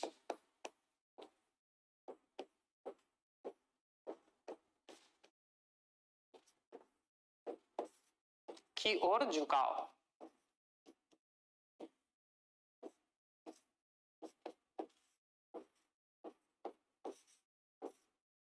ये बात समझ में आई? मिश्रित अर्थव्यवस्था का मॉडल क्यों भारत में अपनाया गया। अब आगे बढ़ते हैं। ये तो था पहली पंचवर्षीय योजना, ठीक ना, पहली पंचवर्षीय योजना। हेरोल्ड डोमर मॉडल में जो है वो निवेश का मॉडल क्या था? निवेश का मॉडल था क्या कि पूंजी निवेश करना है, ठीक ना, कैपिटल इन्वेस्टमेंट, पूंजी निवेश। तो पूंजी निवेश होगा कैसे, पैसा आएगा कहां से? तो पैसा आने के लिए क्या करना है? सेविंग्स को बढ़ावा दो, यानी कि बचत को बढ़ावा दो। हेरोल्ड डोमर मॉडल यही है कि बचत को बढ़ावा दो जितना ज्यादा से ज्यादा, और बचत को बढ़ावा देकर किस चीज में निवेश करो? अच्छी टेक्नोलॉजीज में, तकनीकी विकास पर बल दो, तकनीकों में निवेश करो।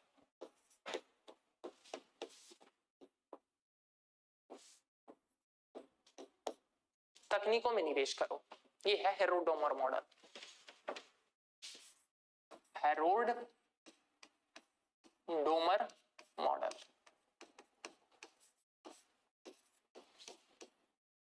ये तीन टर्म जरूर याद रखिएगा। पहला क्या कि पूंजी निवेश पर बढ़ावा। पूंजी निवेश कैसे होगा?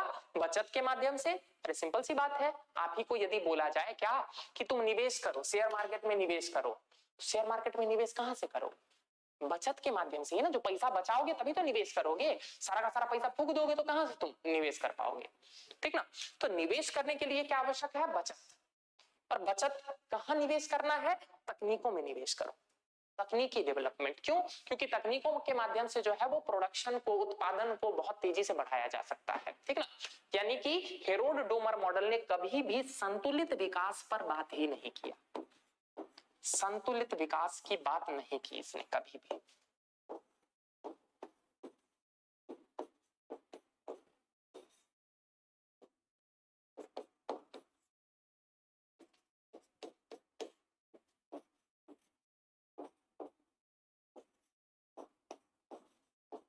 संतुलित विकास का क्या मतलब है? संतुलित विकास का मतलब है कि अर्थव्यवस्था के सभी क्षेत्रों का विकास, ठीक ना।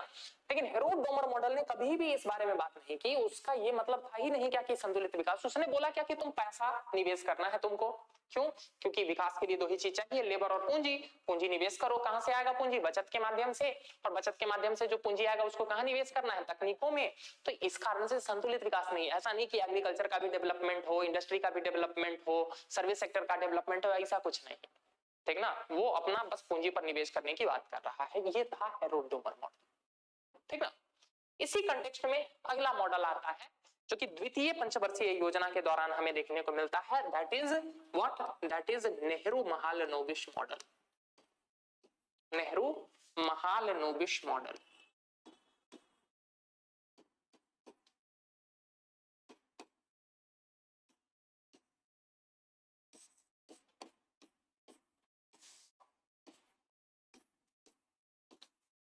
नेहरू महालनोबिश मॉडल, ठीक ना।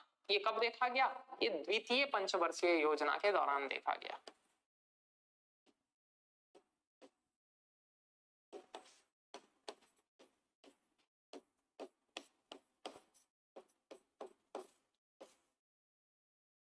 ये किस कब देखा गया?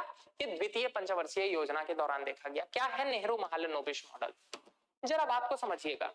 महालनोबिश जो थे वो भारत के एक स्टैटिस्टिशियन थे, एक सांख्यिकी विद थे। पीसी महालनोबिस कलकत्ता के थे, ठीक ना। पीसी महालनोबिस, ठीक ना, भारत के सांख्यिकी का पिता कहा जाता है इनको। He is considered as the father of Indian statistics. सांख्यिकी का पिता कहा जाता है नेहरू महालनोबिश मॉडल, ठीक ना। महालनोबिश मॉडल, बात को समझिएगा, ये किस चीज पर आधारित था? ये आधारित था टपक के उपागम पर। टपक के उपागम पर आधारित था।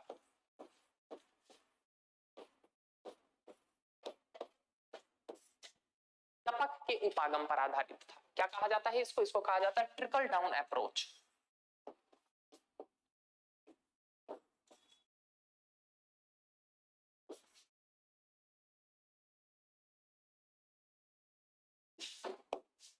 ट्रिकल डाउन अप्रोच क्या है? ट्रिकल डाउन अप्रोच, बात को समझिएगा।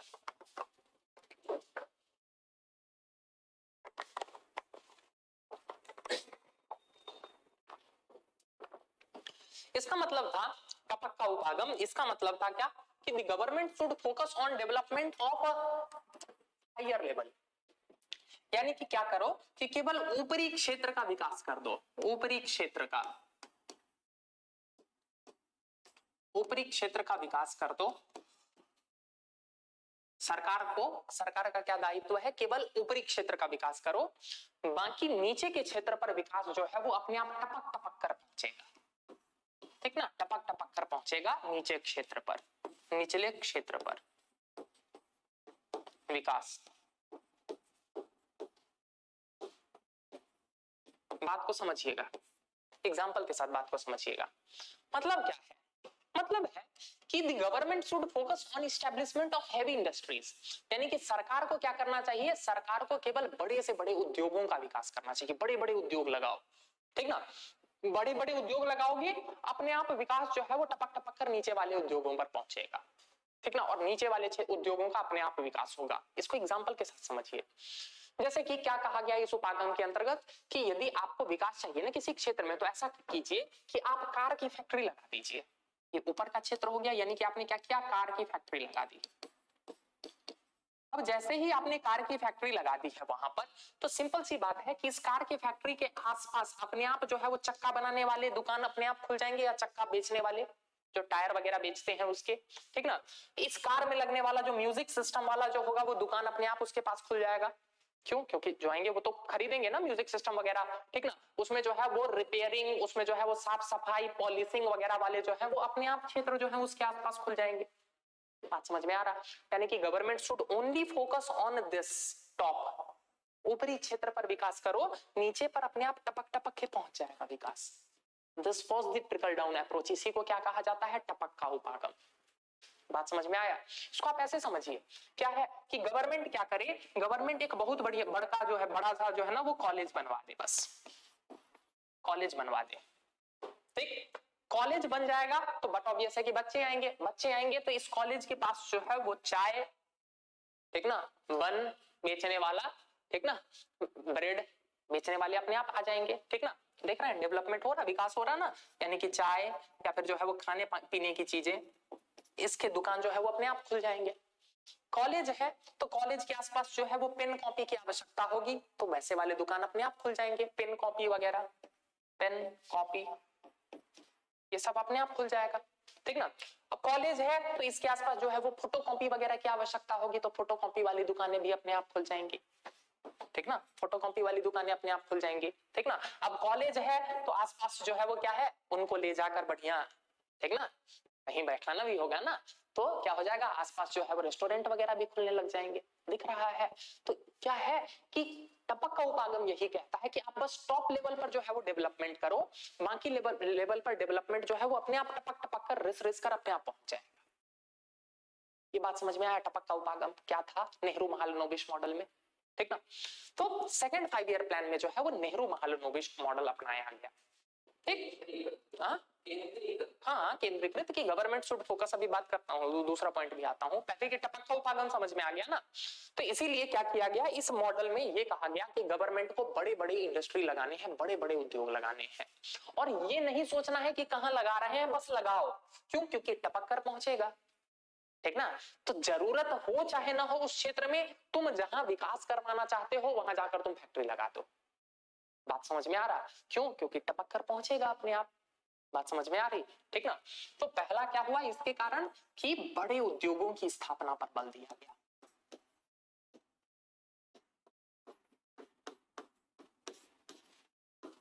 की स्थापना, और इन बड़े उद्योगों की स्थापना में लोकलाइजेशन फैक्टर यानी कि स्थानीयकरण की संकल्पना को नजरअंदाज कर दिया गया। स्थानीयकरण की संकल्पना को नजरअंदाज,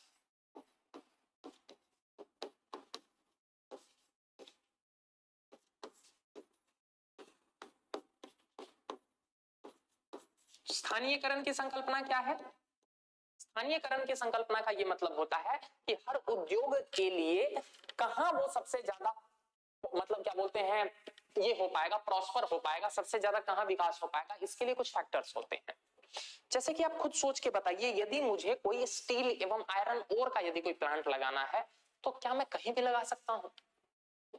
मैं कहीं भी नहीं लगा सकता हूं। क्यों? क्योंकि एक बात बताइए, मेरा काम क्या है? मेरा काम है कि मिट्टी में से या खनन के माध्यम से आयरन ओर निकालना। आयरन ओर, आयरन ओर क्या होता है कि वो जो लोहा और उसमें बहुत सारा कचरा मिला हुआ, इसको निकालना और फिर क्या करना है, इसको गलाकर इसमें से आयरन को अलग करना, आयरन को अलग करना। यही मेरा काम है, यही मेरे इंडस्ट्री का काम है। अब जरा सोच के देखिए, यदि मैं क्या करता हूं, यहां यूपी में लगा लेता हूं अपना प्लांट। अब जरा सोच के देखिए, यूपी में आयरन ओर मिलता ही नहीं है। आयरन ओर मैं कहां से मंगा रहा हूं? मान के चलिए मैं झारखंड से मंगा रहा हूं। अब एक बात बताइए, जब मैं आयरन ओर मंगा रहा हूं, इसका क्या मतलब हुआ कि उसमें आयरन भी आ रहा है और साथ में कचरा भी आ रहा है। तो यानी कि मेरा ट्रांसपोर्टेशन कॉस्ट बिना मतलब का बढ़ गया ना। क्यों? क्योंकि मैं तो कचरा को भी ट्रांसपोर्ट करवा रहा हूं ना। क्यों? क्योंकि आयरन ओर में तो कचरा भी है। बात समझ में आया? तो इसी कारण से आयरन ओर की फैक्ट्री का स्थानीयकरण ये कहता है कि आपको आयरन ओर की फैक्ट्री उसी जगह लगानी चाहिए जहां पर रॉ मटेरियल हो, ताकि आप कचरा के ट्रांसपोर्टेशन के लिए क्या कर रहे हो, पैसा ना दे रहे हो। बात समझ में आई? या फिर अगर आयरन ओर की अगर आपको फैक्ट्री लगानी है तो आप वैसे जगह पर भी लगा सकते हैं जहां पर क्या हो, जहां पर एनर्जी सोर्सेस हो। क्यों? क्योंकि इस आयरन ओर को पिघलाने के लिए आपको कोयले की आवश्यकता होगी ना। भट्टी गर्म करिएगा तभी ना आयरन ओर पिघलेगा। बात समझ में आ रहा? तो या तो कहां लगाओ, या तो आप इस फैक्ट्री को वहां लगाओ जहां पर तुमको आयरन ओर मिल रहा है, या फिर इस फैक्ट्री को वहां लगाओ जहां पर क्या करो, जहां पर तुमको वो मिल रहा है, एनर्जी रिसोर्सेस मिल रहा है। या फिर तुम ऐसी जगह भी लगा सकते हो जहां से तुम आगे ट्रांसपोर्ट आसानी से कर सकते हो। तो कुछ तो फैक्टर है ना जिसके बेसिस पर हम ये डिसाइड कर रहे हैं।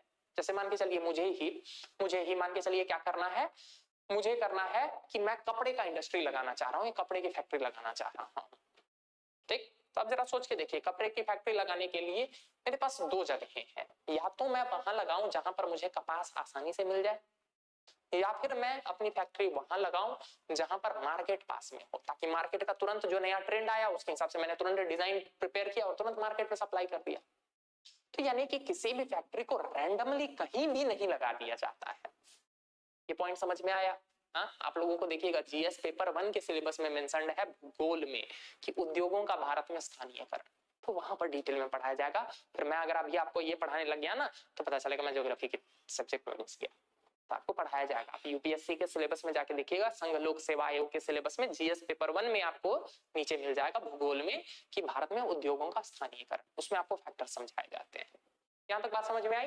लेकिन मेरे को जितनी जरूरी थी मैंने बस उतनी बात कर ली आपसे, ठीक ना। इसीलिए कहा जाता है, याद किया आपने, आपको याद है पहले दिन की क्लास, सबसे पहले दिन की जब मैं क्लास लेने आया था तो मैंने आपको बताया था ना कि तैयारी जो होती है ना, वो चाहे आपको सब्जेक्ट्स अलग अलग पढ़ाए जा रहे हो लेकिन आपका नॉलेज सब सब्जेक्ट का इंटीग्रेटेड होता है। बात समझ में आ रहा? तो आप तैयारी जब भी करते हैं तो आप सारे सब्जेक्ट्स को इंटीग्रेट करके करते हैं। आप आंसर लिखते वक्त ये नहीं सोचते हैं क्या कि इकोनॉमिक्स तो खाली इकोनॉमिक्स, अरे आप सारे एंगल लाएंगे ना। आप जब लाइफ में जब आप डील कर रहे होंगे इन समस्याओं से तो आप सारे फैक्टर्स के बारे में सोचेंगे ना। इसीलिए पढ़ाई हमेशा जो है वो इंटीग्रेटेड होती है, साइलोज में नहीं होती है, अलग अलग नहीं होती है, समन्वित पढ़ाई होती है। सारे सब्जेक्ट्स पढ़िएगा, सबको इंटीग्रेट कीजिए। क्लियर है? तो स्थानीयकरण की संकल्पना को नजरअंदाज किया गया इसके अंतर्गत। इतना ही नहीं, इसी नेहरू महालनोबिस मॉडल में क्या किया गया, इस बात पर बल दिया गया क्या कि now India will focus on import substitution, यानी कि भारत जो है वो आयात प्रतिस्थापन की दिशा में काम करेगा।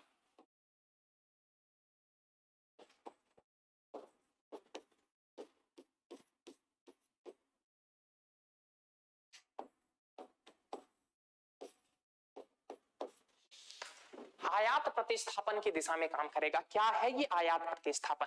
जरा बात को समझिएगा। आयात प्रतिस्थापन का यहाँ सिंपल सा ये मतलब है कि भारत उन सभी चीजों का उत्पादन स्वयं करेगा जो हमें कहीं से आयात करना पड़ता है। बात समझ में आ रहा? यानी कि भारत जो है वो क्या करेगा, वो आत्म केंद्रित अर्थव्यवस्था पर बल देगा। आत्म केंद्रित अर्थव्यवस्था,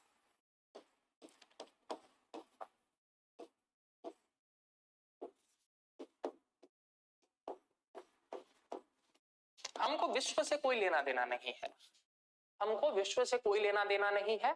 हम औद्योगिक विकास के मॉडल में हम अपनी जरूरतों का ध्यान रखेंगे। हमारे लोगों में अगर इस प्रोडक्ट की डिमांड है तो हम इसके प्रोडक्शन के लिए प्रयास करेंगे। This was the model of Nehru महालनोबिश।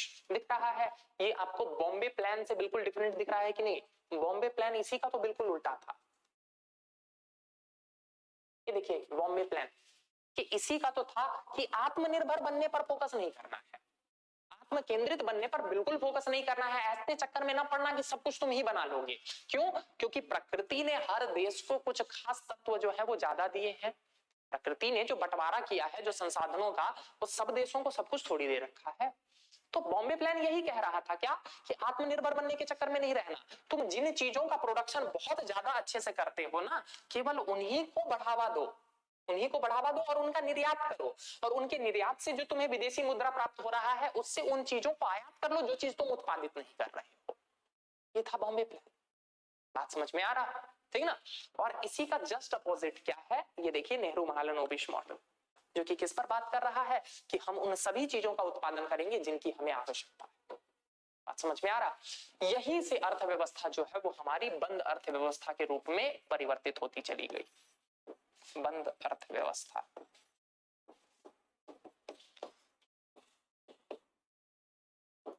बात समझ में आया? सिंपल सी बात है, आयात प्रतिस्थापन, यानी कि जो है वो हम नहीं मंगाएंगे, हम क्या करेंगे कि भारत में मान के चलिए क्या है, हम क्या करेंगे, हम करेंगे कि भारत में मान के चलिए हीरो नाम की एक कंपनी है जो मोटरसाइकिल बना रही है, ठीक ना? तो भारत में भारत वाली कंपनी ही बनाएगी। अगर कोई विदेशी कंपनी भारत में बेचना चाह रही है ना मोटरसाइकिल, ठीक ना, हार्ले डेविडसन, ठीक ना, भारत में मोटरसाइकिल बेचना चाह रही है, कितने का बेचोगे?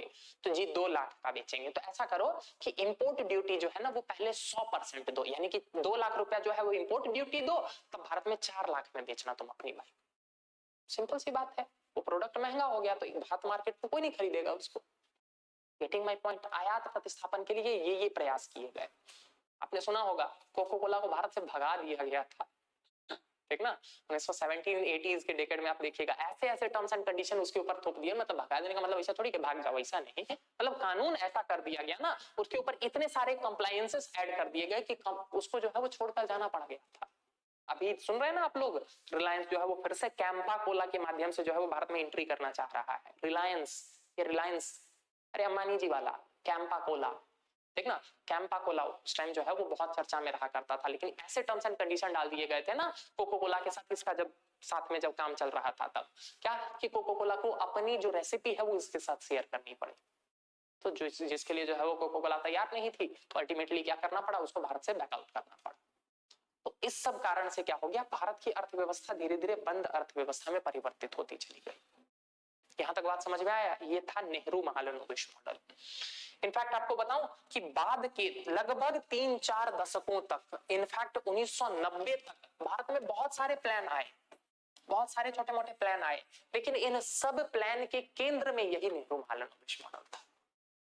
बात समझ में आ रहा? इन सब के केंद्र में, इन सब के सेंटर में यही नेहरू महालनोबिश मॉडल था, यानी कि भारत को आत्मनिर्भर बनने, आत्म केंद्रित बनने पर बल देना चाहिए। यहां तक बात समझ में आ रही? आत्म केंद्रित बनने पर बल देना चाहिए। लेकिन बात को समझिए जरा, वेयर वी वेंट रॉन्ग, हम कहां गलत हुए, ठीक ना, हम कहां गलत हुए, जरा बात को समझिए।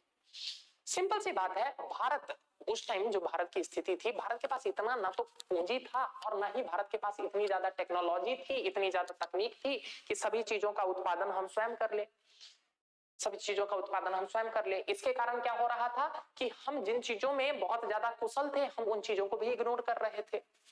बात समझ में आया? अब सिंपल सी बात है, आप आयात को प्रतिस्थापित करना चाह रहे हैं, आयात को प्रतिस्थापित करना चाह रहे हैं, यानी कि सब चीजों का उत्पादन आप खुद करना चाह रहे हैं, तो सिंपल सी बात है इसके कारण आपका निर्यात भी प्रभावित होगा। अरे सिंपल सी बात है, आप जब किसी दूसरे से नहीं खरीदिएगा तो कोई आपसे क्यों खरीदेगा? गिव एंड टेक दोनों तरफ से। तो इसके कारण क्या हुआ, भारत का निर्यात भी प्रभावित होने लगा। दोनों कारण थे इसके पीछे। पहला तो कारण ये था कि निर्यात तो आप तभी करोगे ना जब आप सरप्लस प्रोडक्शन करोगे, जब आप अधिशेष, मान के चलिए मेरे घर में साल भर में मुझे 1 क्विंटल गेहूं की आवश्यकता होती है, तो मैं गेहूं को तो तब बेचूंगा ना जब मेरे पास किसी साल प्रोडक्शन 1 क्विंटल से ज्यादा हो। अगर 1 ही क्विंटल प्रोडक्शन हुआ है तब तो मेरे घर में ही प्रयोग होगा। ये बात समझ में आ रही? ठीक ना। तो आयात प्रतिस्थापन के कारण क्या हो गया, भारत से निर्यात प्रभावित होने लगा, यानी कि भारत से बाहर जाने वाला जो उत्पाद है ना वो प्रभावित होने लगा। अब निर्यात प्रभावित होने के कारण क्या हुआ कि भारत में विदेशी मुद्रा की धीरे धीरे कमी देखी जाने लगी। विदेशी मुद्रा की कमी, ये बहुत इंपॉर्टेंट है, इसको बहुत गौर से समझिएगा। अभी बस मैं बेस बना रहा हूं, ये बेस नहीं समझ में आएगा तो आगे की बहुत सारी चीजें नहीं समझ में आएगी। तो भारत में क्या हो गया, विदेशी मुद्रा की कमी देखी जाने लग गई। अब जरा ये बताइए, चलिए आयात प्रतिस्थापन की बात तो कर रहे हो, लेकिन एक बात बताओ, भारत में ऊर्जा जरूरतों के लिए आज भी कच्चे तेल पर निर्भरता इतनी ज्यादा है। 70 to 80% जो है वो हमारी ऊर्जा आवश्यकताएं जो है वो कच्चे तेल के आयात के माध्यम से पूरी होती हैं। तो जरा सोच के देखिए आप 80-90 के दशक में क्या हाल होगा। उस टाइम तो जो है वो सोलर टेक्नोलॉजी या सोलर एनर्जी, विंड एनर्जी, इनकी तो बहुत ज्यादा बात भी नहीं होती थी। तो उस टाइम भारत की दशा क्या रही होगी। तो ठीक है, तुम आयात को प्रतिस्थापन करने की बात तो कर रहे हो, लेकिन कच्चा तेल तो मंगवा ही रहे हो। कच्चा तेल तो तुमको मंगवाना ही पड़ेगा। आयात प्रतिस्थापन के लिए जो तुम प्रोडक्शन करना चाह रहे हो उसमें जो तुम ऊर्जा की मतलब जो जरूरत है वो कैसे पूरी होगी, वो तो कच्चे तेल के माध्यम से ही पूरी होगी ना। तुमने मान के चलो उत्पादन भी कर लिया, लेकिन उसको जब एक क्षेत्र से दूसरे क्षेत्र में ट्रांसपोर्ट करने वाले हो, जब तुम परिवहन करने वाले हो उस उत्पाद का, तब भी तो तुम्हें पेट्रोलियम प्रोडक्ट की आवश्यकता होगी। तो यानी कि तुम आयात प्रतिस्थापन की बात तो कर रहे हो, लेकिन तुम कच्चे तेल के आयात को पूरी तरह से प्रतिस्थापित कर ही नहीं सकते हो। क्यों? क्योंकि तुम्हारे पास कच्चे तेल के भंडार ही नहीं है। बात समझ में आ रहा। और अभी हम बात कब की कर रहे हैं, 1980-70 के डेकेड की। आज जाके वो सोलर एनर्जी, विंड एनर्जी जब इतना ज्यादा पॉपुलर हो रहा है, तब तो हमारी ऊर्जा जरूरतों का 80% हम जो है वो कच्चे तेल के आयात से पूरा करते हैं। तो उस टाइम क्या दशा रही। अब जरा बात को समझिएगा, निर्यात हमारा प्रभावित होने लग गया। क्यों? क्योंकि हम सब चीज बनाने पर फोकस करने लग गए। ठीक ना, यानी कि हम ये भी कर लें, वो भी कर लें, वो भी कर लें, वो भी कर लें, करने लग गए, जिसके कारण क्या है, किसी एक सेक्टर में जो हमारा स्पेशलिटी था हम उस पर काम ही नहीं कर रहे हैं, तो हमारा निर्यात प्रभावित हो रहा है। लेकिन जिसके कारण क्या हो रहा है, विदेशी मुद्रा की कमी हो रही है। लेकिन क्या है कि कच्चे तेल का तो आयात आवश्यक है, कच्चे तेल की जरूरत।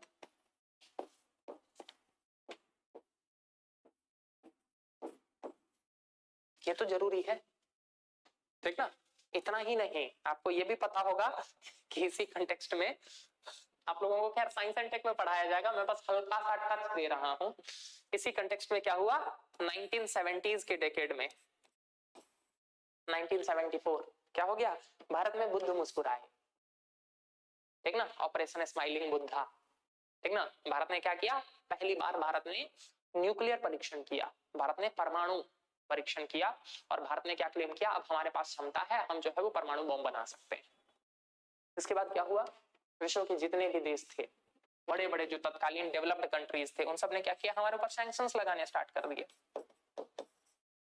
यूएसए ने सैंक्शंस लगा दिए खूब सारे। क्यों? क्योंकि हमने यूएसए से ही रिएक्टर लिया था, ये बोलकर क्या कि हम जो है वो इससे बिजली बनाएंगे, और क्या है, उसी का हम लोगों ने प्रयोग करके उसी से थोरियम इनरिच किया, और उसी के थ्रू हमने क्या किया, हमने परमाणु बम बना दिया। तो सिंपल सी बात है, क्या है, इसके कारण हमारे ऊपर बहुत सारे सैंक्शंस वगैरह लगे। इन सब के कारण भी हमारा विदेशी मुद्रा और हमारा निर्यात जो है वो प्रभावित हुआ।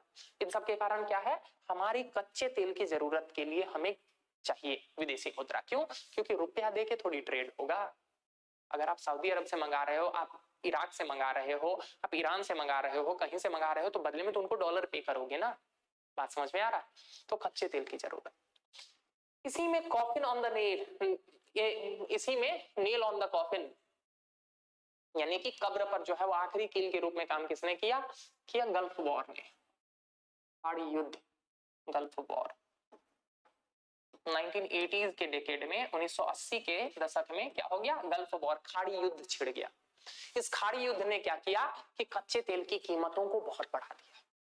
पहले जो मान के चलिए, अगर मतलब एग्जांपल के रूप में बोल रहा हूं, मान के चलिए पहले एक बैरल जो है वो अगर आपको $10 में मिल जा रहा था, तो खाड़ी युद्ध के कारण क्या हो गया, वही एक बैरल अब आपको $15 में मिल रहा है। कीमतें बढ़ जाएगी ना, सिंपल सी बात है। अरे जब युद्ध हो रहा है तो प्रोडक्शन नहीं होगा, प्रोडक्शन गिर जाएगा, तो सिंपल सी बात है। ट्रांसपोर्टेशन प्रभावित हो रहा है तो कीमतें तो बढ़ेगी ही। अब ऐसे में क्या हुआ, भारत के लिए कच्चे तेल का आयात करना और महंगा हो गया, ठीक ना। इतना ही नहीं, इसी कंटेक्स्ट में देखिए एक और चीज क्या हो रहा है, इसी कंटेक्स्ट में क्या हो रहा है कि भारत का जो ऑल वेदर फ्रेंड था, ऑल वेदर फ्रेंड यानी कि हर मौसम का साथी, कौन था, यूएसएसआर। यूएसएसआर ये भारत का ऑल वेदर फ्रेंड हुआ करता था, आपको पता है ना। 1991 में इसका भी विघटन हो गया, ठीक ना। ये 15 छोटे छोटे देशों में टूट गया, 15 कंट्रीज। अभी जो लड़ाई चल रहा है ना यूक्रेन, ये यूक्रेन भी कभी यूएसएसआर का पार्ट हुआ करता था, ठीक ना। ये यूक्रेन हो गया, बेलारूस हो गया, कजाकिस्तान होगा, लातविया, लिथुआनिया, एस्टोनिया, ये सभी जो है वो किसके पार्ट हुआ करते थे, उसी यूएसएसआर के पार्ट हुआ करते थे। टाइम यूएसएसआर की सीमा जो है ना, तो हमारे अफगानिस्तान से छूती थी, ठीक ना। तो भारत का जो एक भरोसेमंद मित्र हुआ करता था, जिसके ऊपर हम रिलाई करते थे, उसका भी विघटन हो गया। गल्फ वॉर छिड़ा हुआ है। 1991 में हमारी दशा ये हो गई ना कि हमारे पास 15 दिन के आयात हेतु भी विदेशी मुद्रा नहीं था। 15 दिन के आयात हेतु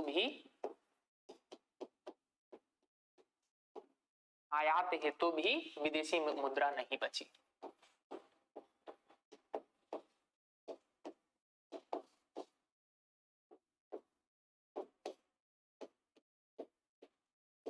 इसी को कहते हैं बैलेंस ऑफ पेमेंट क्राइसिस, भुगतान संतुलन की समस्या, ठीक ना। इसी को क्या कहते हैं कि भुगतान कर पाने में अब संतुलन नहीं रहा, भुगतान संतुलन की समस्या।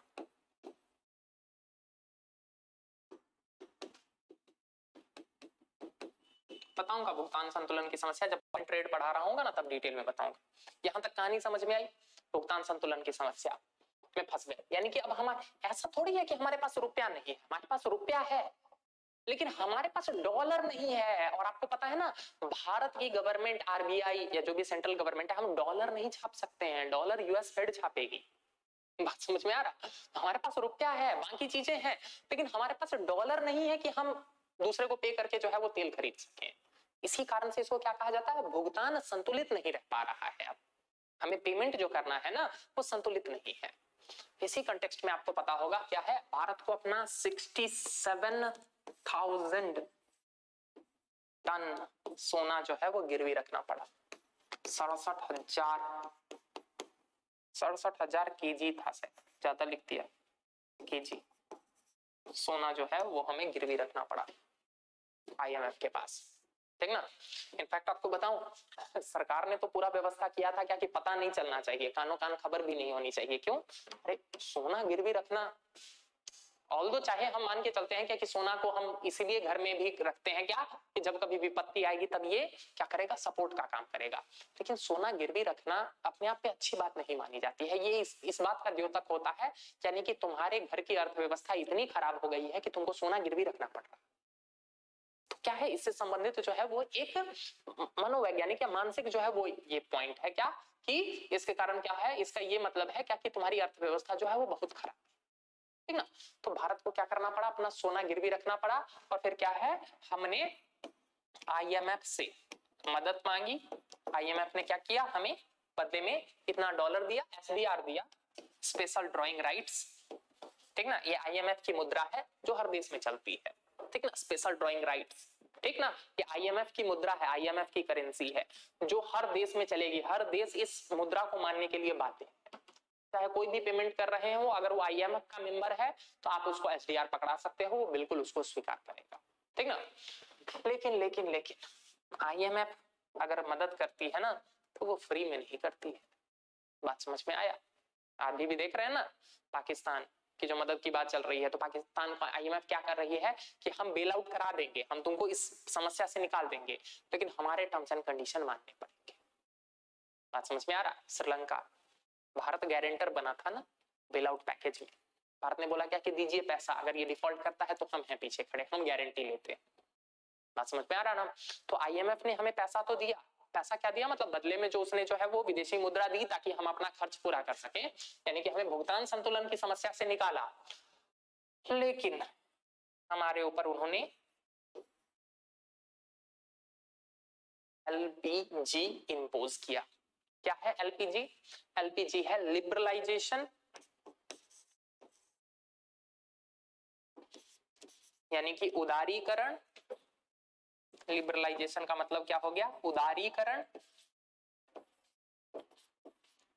दूसरा क्या है? P stands for privatization. Privatization यानी कि निजीकरण। और तीसरा है G stands for globalization, means वैश्वीकरण।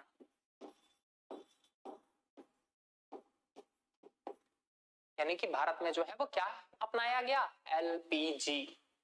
ठीक ना? यही 1991 है जब भारत के तत्कालीन प्रधानमंत्री कौन है? नरसिम्हा राव। नरसिम्हा राव। और भारत के वित्त मंत्री कौन है? मनमोहन सिंह।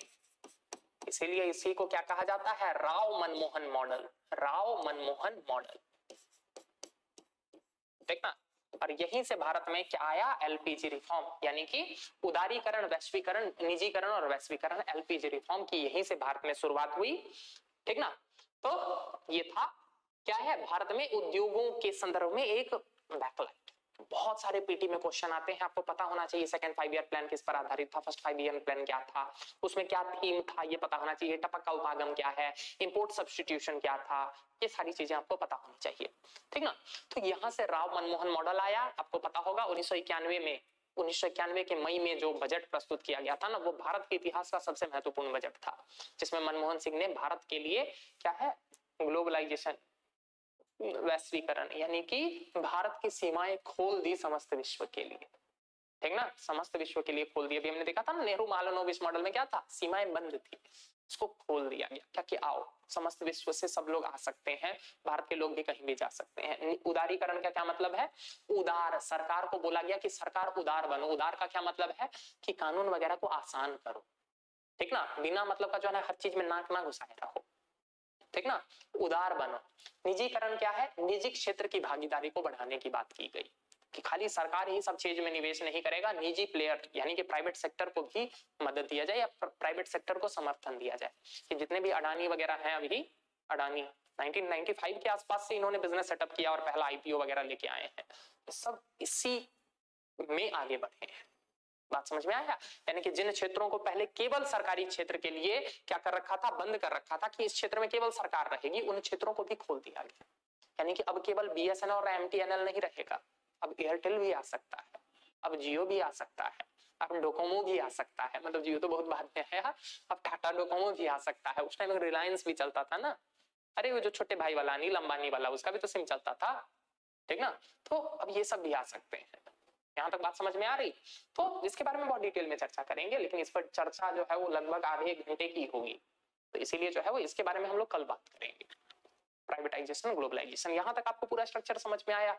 भारत में उद्योग, भारत में क्या दशा दिशा है, भारत में क्यों कृषि से सीधे सेवा क्षेत्र की ओर रुझान दिखा, भारत में उद्योगों का इतिहास कैसा रहा, क्या क्या प्लान्स बने, यहां तक बातें समझ में आई?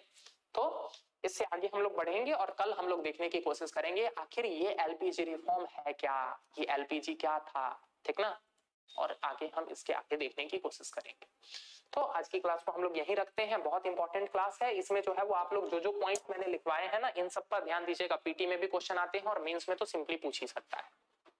ठीक, तो आज की क्लास को हम लोग यहीं समाप्त करते हैं, बाकी फिर हम लोग कल मिलेंगे। तब तक के लिए धन्यवाद।